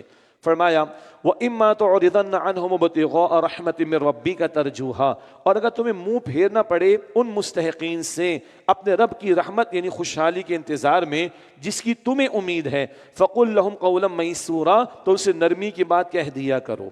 سادہ سی بات کیا ہے؟ کسی نے تمہارے سامنے ہاتھ پھیلایا، ریکویسٹ کی، ابھی تمہارے حالات ایسے نہیں ہیں کہ تم مدد کر سکو، جتنی کر سکتے ہو کر لو، لیکن ابھی تمہارے حالات اچھے نہیں، تم خود ابھی انتظار میں ہو، میری فلاں پیمنٹ آنی ہے، کنسائنمنٹ گیا ہوا 2 منٹ بعد پیمنٹ آئے گی، یا ابھی بونس آنے والا ہے میرے پاس، ابھی میں خود منتظر ہوں. تو فرمایا فَقُلْ لَهُمْ قَوْلًا مَيْسُورًا، نرمی سے بات کہہ دو، درگزر کر لینا، معافی تلافی کر لینا، دعا دے دینا، جھڑکنے کی اجازت نہیں ہے. وَأَمَّا السَّائِلَ فَلَا تَنْهَرْ، سوال کرنے والوں کو جھڑکنا مت. فرمایا وَلَا تَجْعَلْ يَدَكَ مَغْلُولَةً إِلَىٰ عُنُقِكَ، اور اپنا ہاتھ نہ اپنی گردن سے بندھا ہوا رکھو کہ کنجوس بن جاؤ. وَلَا تَبْسُطْهَا كُلَّ الْبَسْطِ، اور نہ اسے بالکل ہی کھول دو. فَتَقْعُدَ مَلُومًا مَحْسُورًا، ورنہ ملامت زدہ تھکے ہارے رہ جاؤ گے. کیا مطلب؟ نہ کنجوس بنو، نہ ہاتھ چھٹ بنو کہ سارا ہاتھ کھول دیا تم نے. اعتدال کا راستہ اختیار کرو. کبھی انسان مال کی محبت میں اتنا ڈوبتا ہے کہ اللہ نے نعمت دے رکھی استعمال نہیں کرتا. جائز ضروریات بھی پورا نہیں کرتا، جب قبر میں لے کے جائے گا اپنے ساتھ کیا کرے گا آخر؟ یہ نعمت کی ناشکری۔ اور کبھی کیا ہوتا ہے، ایک بڑا زبردست واز سنا، بات سمجھ میں آ گئی، باہر نکل کر آن لائن سارے ٹرانسفر کر دیے، پرسوں کیا ہوا، گھر میں لالے پڑ گئے، ہاتھ پھیلانا پڑ گیا کسی کے سامنے، مشکل پڑ گئی۔ نہیں، یہ دوسری انتہا ہے، اعتدال کا راستہ۔ اس میں ایک اور بات بھی ہے، ابھی دل میں آئی ہے، کبھی کچھ مواقع آتے ہیں نا، شادی کا موقع آ گیا، فلاں موقع آ گیا، نکال دیا سارا، ایک طرف قرضوں کی لگی ہوتی ہے لائن، اور دوسری طرف ساری زندگی کی مصیبت اور ٹینشن ہی ٹینشن رہتی ہے۔ استغفر اللہ، بھائی اپنے اوقات میں رہو، چادر میں رکھو پیروں کو اپنے، کیا ضرورت پڑی؟ تو نہ کنجوس بنو، نہ ہتھ چھٹ بنو کہ سارا دے ڈالو۔ یہ سارا دے ڈالنا کبھی جھوٹی ناک اونچی رکھنے کے نام سے بھی ہوتا ہے، اور کبھی نیکی کے جذبے میں آ کے سارا دے ڈالتا آدمی، یہ بات بھی ٹھیک نہیں۔ حدیث شریف میں آیا کہ بہترین صدقہ وہ ہے جس کے دینے کے بعد بندہ خود محتاج نہ ہو جائے، خود محتاج نہ ہو جائے۔ یہ درمیان اعتدال کی بات بیان کر دی گئی۔ فرمایا ان ربک یبسط الرزق لمن یشاء ویقدر، بے شک آپ کا رب جس کے لیے چاہتا ہے رزق کو کشادہ فرماتا ہے، اور جس کے لیے چاہتا ہے نپا تلا کر دیتا ہے۔ اللہ کی مشیت کس کو زیادہ کس کو کم؟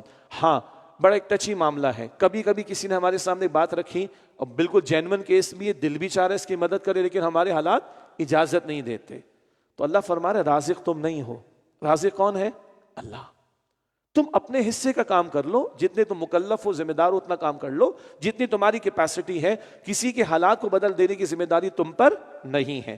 ان ربک یبسط الرزق لمن یشاء ویقدر، بے شک تمہارا رب جس کے لیے چاہتا ہے رزق کو شادہ فرماتا ہے، اور جس کے لیے چاہتا ہے نپا تلا کر دیتا ہے۔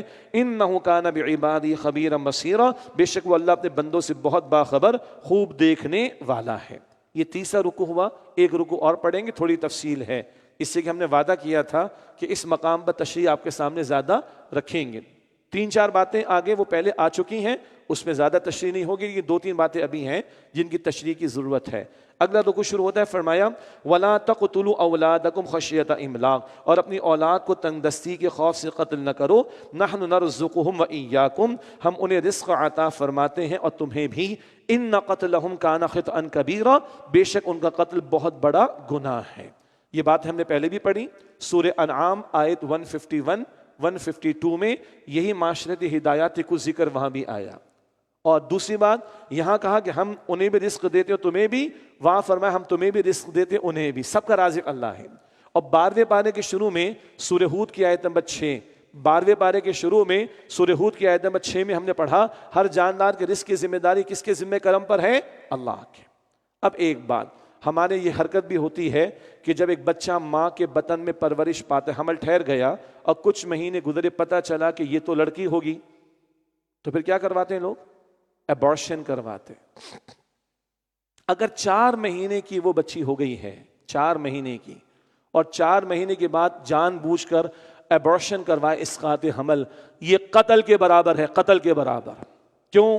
اس حدیث سے انفر کیا گیا اس بات کو جو بخاری شریف مسلم شریف میں ہے، بچہ ماں کے بطن میں جب 4 مہینے کا ہو جاتا ہے تو روح ڈال دی جاتی اللہ کے حکم سے۔ تو جانتے بوجھتے اگر if it is identified کہ جو فیٹس ہے، وہ جو پرورش پانے والی جان ہے وہ بچی ہے، اور یہ سوچ کر کہ لڑکی ہے اور اس کو ایبارشن کروایا جاتا ہے جان بوجھ کر 4 مہینے کے بعد، یہ قتل کے مترادف ہے۔ اب چاہے وہ بچی کو کروائے بچے کو کروائے، ادروائز جو بھی ہے، لیکن جان بوجھ کے ایبارشن کروانا حرام ہے، قتل کے برابر ہے۔ اور بچے پیدا نہ ہو، یہ تو غیر انسانی بات ہے، غیر فطری بات ہے۔ اللہ نے عورت کو بچے کو جنم دینے کی صلاحیت دی ہے، یہ غیر فطری بات ہے۔ اور پیغمبر صلی اللہ علیہ وسلم نے وہ حدیث بیان فرمائی ہے کہ اللہ کے رسول علیہ السلام اپنے اس امتی پر قیامت کے دن فخر فرمائیں گے جس کے ذریعے امت میں اللہ تعالیٰ نے اضافہ کیا ہوگا۔ باقی اللہ کی دین ہے، وہ بھی ہم بتا چکے ہیں، پڑھ بھی لیں گے بعد میں۔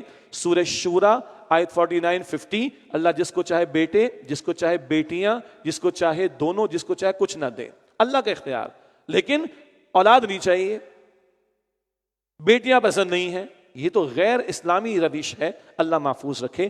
ان قتلہم کان خطئا کبیرا، بے شک ان کا قتل بہت بڑا گناہ ہے۔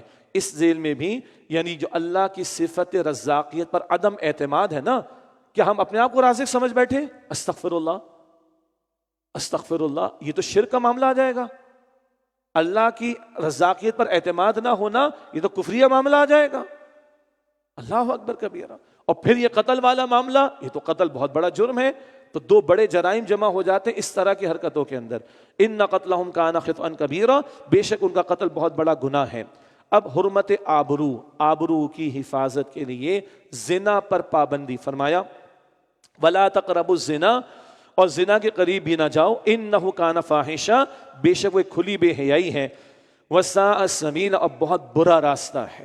یہ نہیں فرمایا کہ زنا نہ کر، وہ تو ہے ہی حرام، زنا کے قریب بھی نہ جاؤ. انگلش میں ہم کہتے ہیں nip the evil in the bud والی بات ہے، برائی کو جڑ سے اکھاڑ دیا جائے. فقہا کہتے ہیں سد الذرائع. کیا مطلب؟ صد کہتے ہیں دیوار کو، تو جو مینز یعنی ذرائع زنا تک لے جا سکتے ان پر دروازے لگا دو، تالے لگا دو. شن دا ڈورز ٹورڈز زنا. تو یہ ہے زنا کے قریب بھی نہ جاؤ. نگاہوں کی حفاظت کا حکم ہے مردوں عورتوں دونوں کو. سورہ نور آئے 30 اور 31 میں. لباس کے بارے میں احکامات ہیں. مردوں کے لیے بھی ستر کا معاملہ ہے، عورتوں کے لیے بھی ستر کے معاملات ہیں. یہ سورہ نور میں بات آئے گی تھوڑی سی انشاءاللہ تعالی. اسی طرح ہمارے دین نے زنا پر سخت سزائیں بتائی ہیں. غیر شادی شدہ مرد یا عورت زنا کرے تو 100 کوڑوں کی سزا، سورہ نور آیت نمبر 2 میں. شادی شدہ مرد یا عورت زنا کرے تو رجم کی سزا ہے اگر ثابت ہو جائے، تاکہ لوگوں کو خوف آئے حرکتیں نہ کریں. فلمیں، ڈرامے، ناچ گانے، مرد اور عورت کا آزاد اختلاط، شراب کا معاملہ، رقص و سرور کا معاملہ، مرد اور عورت آزادانہ اختلاط کریں، اس سے منع کیا گیا ہے. اسی سے جذبات بھڑکتے ہیں. 2 تنہائی میں ہوں گے نامحرم، تیسرا کون ہوگا؟ شیطان ہوگا. حضور نے فرمایا صلی اللہ علیہ وسلم. یہ ساری تعلیمات کس سے متعلق ہیں؟ یہ جذبات بھڑکے نہ اور غلط جگہ استعمال نہ ہو تمہاری صلاحیت. یہ زنا کی روک تھام کے لیے احکامات ہیں. اور آخری بات اہم ترین کیا ہے؟ نکاح کو آسان کرنا. نکاح کو آسان کرنا اللہ کے رسول کی تعلیم علیہ السلام. آج نکاح مشکل، زنا آسان. نکاح پر پابندیاں ہیں، زنا پر پابندیاں کوئی نہیں. استغفر اللہ. نکاح سوچنا بھی لوگوں کے لیے مشکل پڑ گیا. ایک نکاح، پہلے نکاح کی بات کر رہا ہوں، مشکل پڑ گیا ہے. زنا کے دروازے کھل گئے. اللہ ہماری نسلوں کی حیا اور ایمان کی اور ہم سب کی حیا اور ایمان کی حفاظت فرمائے. فرمائے کہ ولا تقربوا الزنا، اور زنا کے قریب بھی نہ جاؤ. انہ کان فاحشہ، بے شک وہ کھلی بے حیائی ہے. وساء سبیلا، اور بہت برا راستہ ہے. اگر زوجین ہے تو ایک دوسرے پر اعتماد ختم. اعتماد نہیں ہوگا تو اولاد کے بارے میں کیا یقین ہوگا کہ میری ہے کہ نہیں؟ کون اس کے اوپر اپنے آپ کو لگائے گا اور کھپائے گا؟ گھر برباد، معاشرہ تباہی کا شکار، گندگی کا ڈھیر بن جائے گا. برا راستہ ہے. وَلَا تَقْتُلُوا النَّفْسَ الَّتِي حَرَّمَ اللَّهُ إِلَّا بِالْحَقِّ، اور کسی جان کو ناحق قتل نہ کرو جسے اللہ تعالیٰ نے حرام قرار دیا ہے. حرمت جان ہے. یہ ہم نے المائدہ آیت 32 میں بھی پڑھا تھا. ایک انسان کی جان اگر تم نے لی تو سارے انسانوں کو قتل کیا، اور ایک کی جان بچائی تو سب کو بچایا. تو انسانی جان محترم ہے، جس سے اللہ نے حرمت دے دی، اسے قتل نہیں کر سکتے. الا بالحق، سوائے یہ کہ سوائے اس کے کہ حق کے ساتھ ہو. کیا مطلب حق کے ساتھ؟ ناحق منع ہے تو حق کے ساتھ قتل کیا ہوگا؟ جہاں شریعت نے حکم دیا قاتل کو قتل کیا جائے گا. اسی طریقے سے ڈاکوؤں کی ایک سزا قتل بھی ہے. اسی طریقے پر رجم کی سزا شادی شدہ مرد یا عورت اگر زنا کرے تو. اسی طرح جو جنگ میں کافر سامنے آئے گا اس کی گردن کو اڑایا جائے گا. گستاخ رسول کی سزا بھی قتل ہے. سمجھنا اچھی طرح. یہ وہ مقامات جہاں حق ہے یعنی جان لی جا سکتی، ادروائز قتل نہ کرو. انسانی جان محترم ہے. یہ باتیں پہلے بھی ہم نے پڑھی ہیں الحمدللہ. ومن قتل مظلوما، اور جسے ظلم سے قتل کیا گیا، فقد جعلنا لولیہ سلطانا، تو ہم نے اس کے وارث کو قصاص کا اختیار دیا ہے. فلا یسرف فی القتل، تو چاہیے کہ وہ قتل میں حد سے آگے نہ بڑھے. یہ کیا ہے؟ وہ قصاص کا حکم. البقرہ آیت 179، جان کے بدلے جان والی بات. تو مقتول کے وارث چاہے تو قاتل کو معاف کر سکتے ہیں. تو قاتل کو کیا دینا ہوگا؟ خون بہا، بلڈ منی، دیت 100 اونٹوں کی رقم کے برابر. اور مقتول کے وارث چاہیں تو وتھ آل 100% اگریمنٹ ویسے بھی معاف کر سکتے ہیں. لیکن اگر وہ ایگزیکیوٹ کروائیں تو زیادتی کی اجازت نہیں ہے. کیا مطلب؟ لاش کی بے حرمتی کی جائے، ٹکڑے ٹکڑے کیے جائیں، جلایا جائے، اس کی اجازت نہیں. انتقام لینے میں ایسا معاملہ نہیں ہوگا کہ تم اس کی لاش کے ساتھ بے حرمتی کرو یا زیادتی کا معاملہ کرو. فلا یسرف فی القتل، تو چاہیے کہ وہ قتل میں یعنی بدلہ لینے میں حد سے آگے نہ بڑھے. انہ کان منصورا، بے شک اس کی مدد کی گئی ہے. بڑا پیارا انداز ہے. دیکھو یہ قاتل تمہارا بھائی تو چلا گیا جس کو اس نے قتل کر دیا. اب یہ قاتل تمہارے رحم و کرم پر ہے. تم چاہو تو معاف کرو، تم چاہو تو اس کی گردن اڑوا دو. تو تمہاری مدد کی گئی ہے نا. تمہیں ایک آپشن دیا گیا ہے، مگر اس میں زیادتی نہ کرنا. اگلی بات مال کی حفاظت کے اعتبار سے ہم پڑھ کر آ چکے ہیں. ولا تقربوا مال الیتیم، اور یتیم کے مال کے قریب بھی نہ جاؤ. الا باللتی ہی احسن، مگر ایسے طریقے سے جو یتیم کے لیے بہتر ہو. حتی یبلغ اشدہ، یہاں تک کہ وہ اپنی جوانی کو پہنچ جائے. کچھ احکامات البقرہ میں، پھر اسی طرح سورہ نساء کے شروع میں، اور سورہ انعام 151 152 میں ہم پڑھ چکے ہیں. مزید آگے چلتے ہیں. وَأَوْفُوا بِالْعَهْدِ، اور عہد کو پورا کرو. اِنَّ الْعَهْدَ كَانَ مَسْئُولًا، بے شک عہد کے بارے میں پوچھا جائے گا، سوال ہوگا. ہم کہتے ہیں وہ وعدے کیا جو وفا ہوگا، وہ وعدے کیا جو وفا ہو جائے، اور اللہ کیا فرما رہا ہے؟ وعدے کے بارے میں سوال ہوگا. سورہ مائدہ جیسی انقلابی صورت، بڑے بڑے احکامات شریعت کے.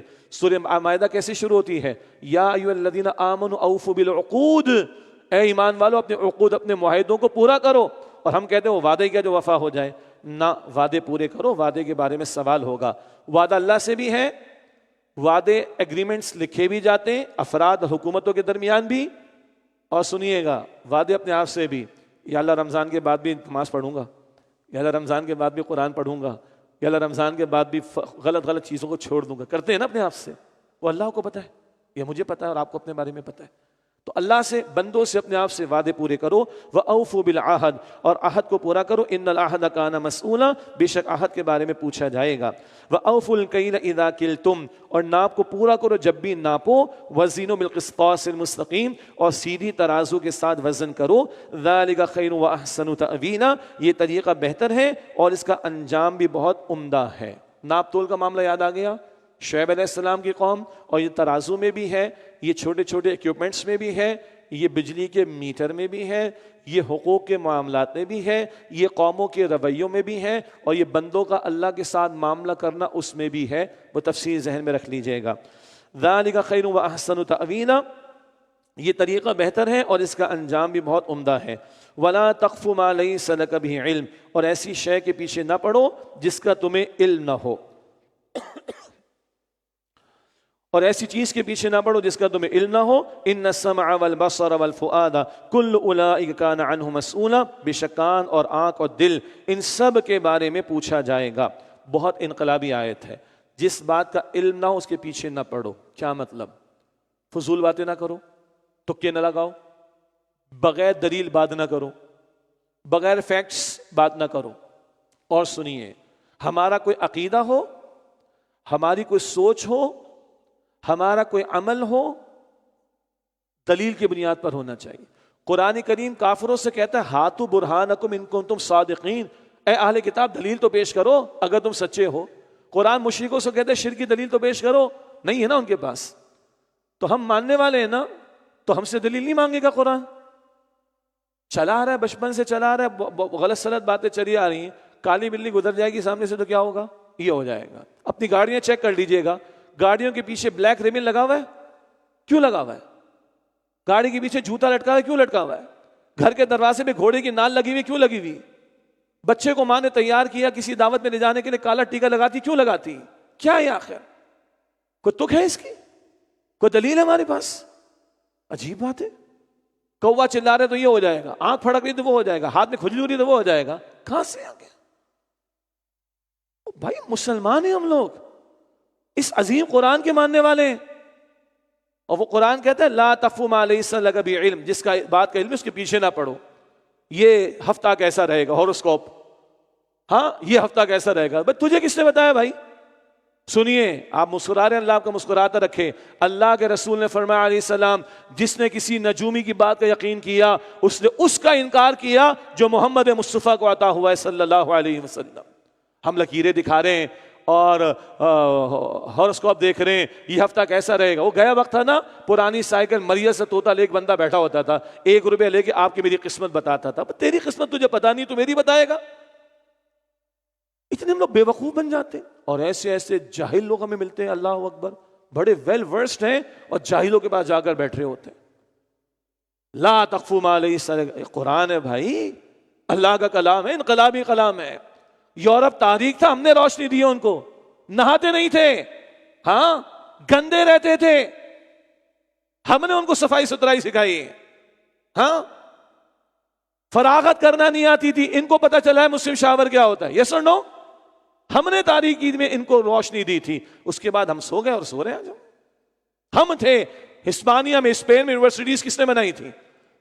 ہم نے بنائی تھی۔ تاریخ یورپ سے کون آتا تھا؟ وہ آتے تھے ہمارے پاس، ہم نے روشنی ان کو دی تھی۔ وہ 2 ہاتھ آگے نکل کے دنیا کے اندر، اور آج ہم سب انہیں کا استعمال کر رہے ہیں۔ بہرحال علم سے آج دوری ہے ہماری، ہر طرح کی غلط سلط باتوں کو ہم یقین کر لیتے ہیں۔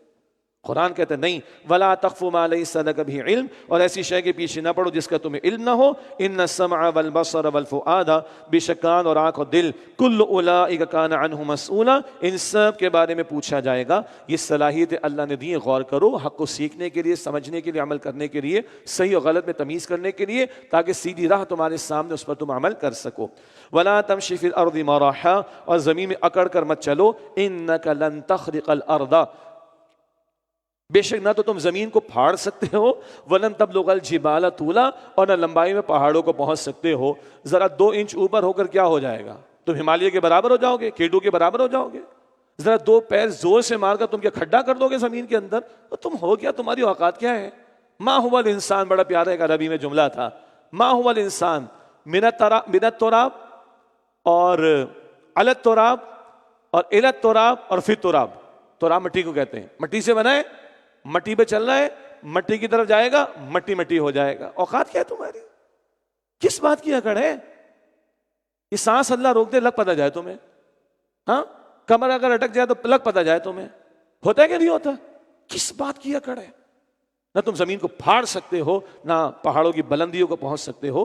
مت کرو اکڑ و تکبر۔ فرمایا کل ذالک کان سیئ عند ربک مکروہا، ان سب باتوں کا برا پہلو اے مخاطب تمہارے رب کے نزدیک ناپسندیدہ ہے۔ ہدایات مکمل ہونی، 1-2 آیتیں اور ہیں۔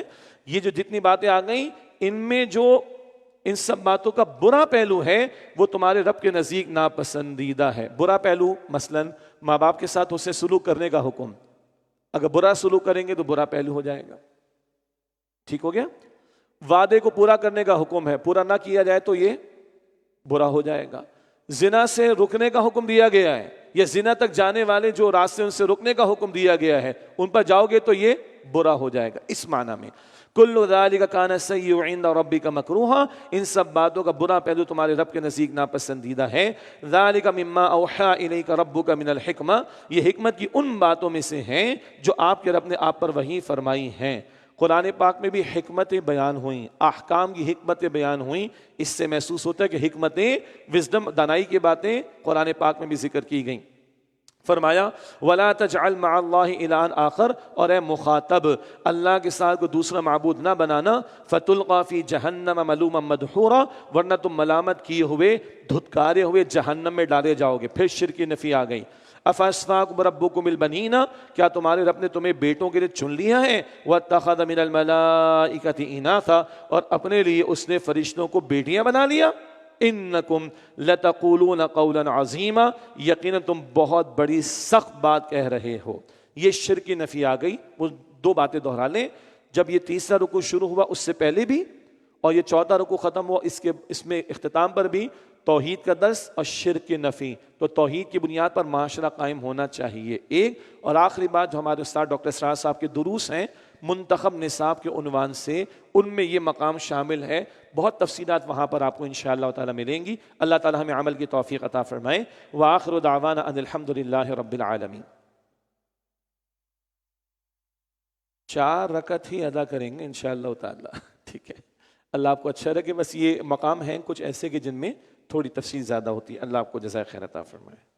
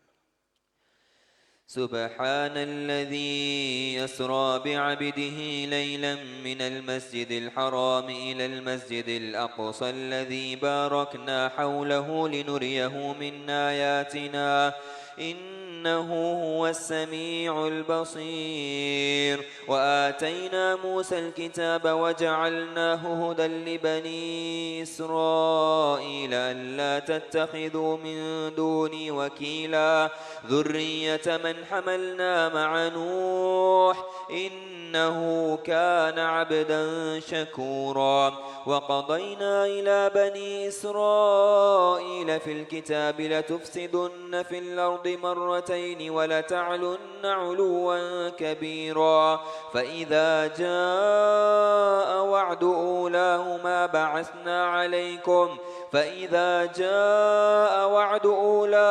بعثنا عليكم عبادا لنا أولي بأس شديد فجاسوا خلال الديار وكان وعدا مفعولا ثم رددنا لكم الكرة عليهم وأمددناكم بأموال وبنين وجعلناكم أكثر نفيرا إن أحسنتم أحسنتم لأنفسكم وإن أسأتم فلها فإذا جاء وعد الآخرة ليسوءوا وجوهكم وليدخلوا المسجد كما دخلوه أول مرة وليتبروا ما علوا تتبيرا. الله أكبر.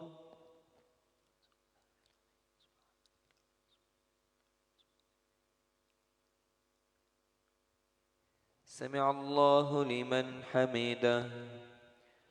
الله أكبر.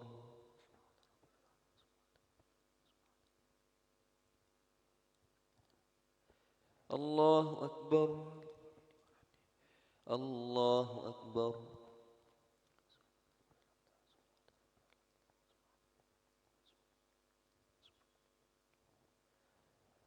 الله أكبر. الحمد لله رب العالمين الرحمن الرحيم مالك يوم الدين إياك نعبد وإياك نستعين اهدنا الصراط المستقيم صراط الذين أنعمت عليهم غير المغضوب عليهم ولا الضالين.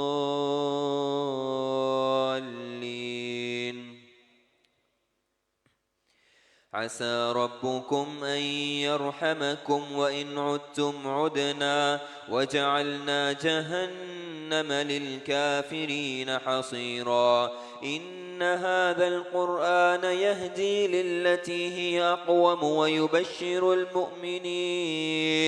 ويبشر المؤمنين الذين يعملون الصالحات أن لهم أجرا كبيرا وأن الذين لا يؤمنون بالآخرة أعتدنا لهم عذابا أليما.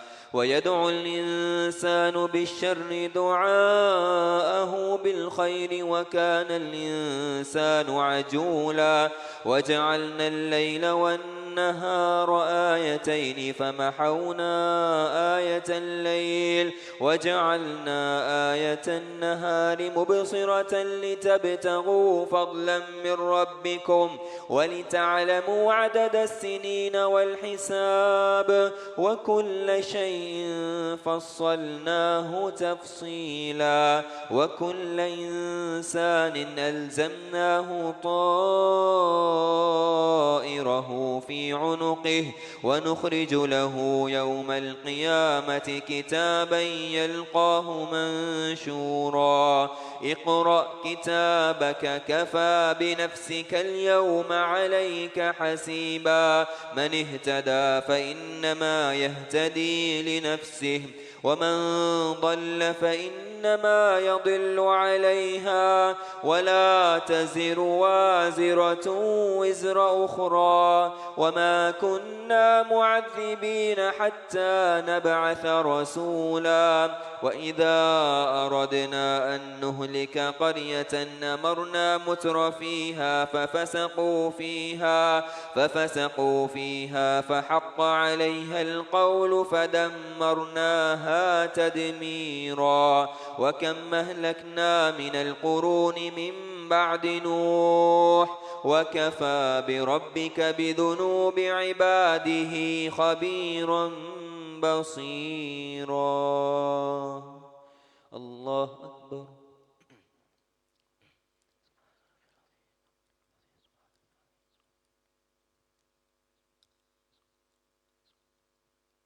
سمع الله لمن حمده.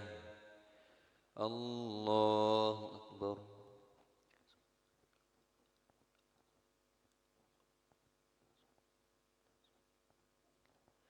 الله أكبر. الله أكبر.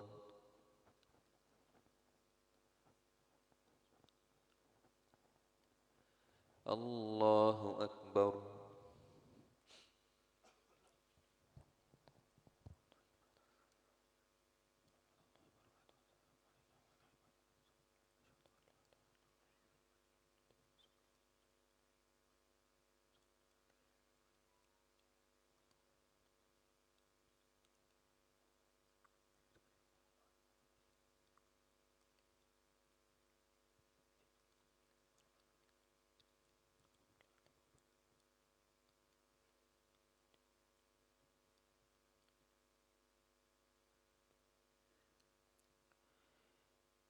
السلام عليكم ورحمة الله. السلام عليكم ورحمة الله.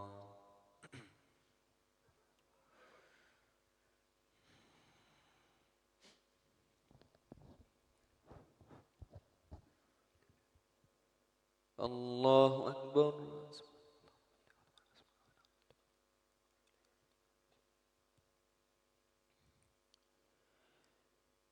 الحمد لله رب العالمين الرحمن الرحيم مالك يوم الدين إياك نعبد وإياك نستعين اهدنا الصراط المستقيم صراط الذين أنعمت عليهم غير المغضوب عليهم ولا الضالين.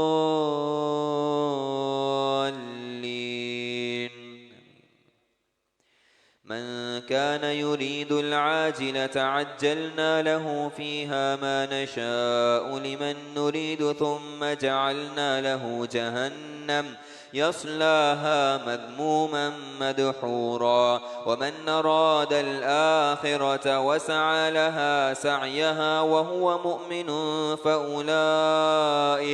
فأولئك كان سعيهم مشكورا. كلا نمد هؤلاء وهؤلاء من عطاء ربك وما كان عطاء ربك محظورا. انظر كيف فضلنا بعضهم على بعض وللآخرة أكبر درجات وأكبر تفضيلا. لا تجعل مع الله إلها آخر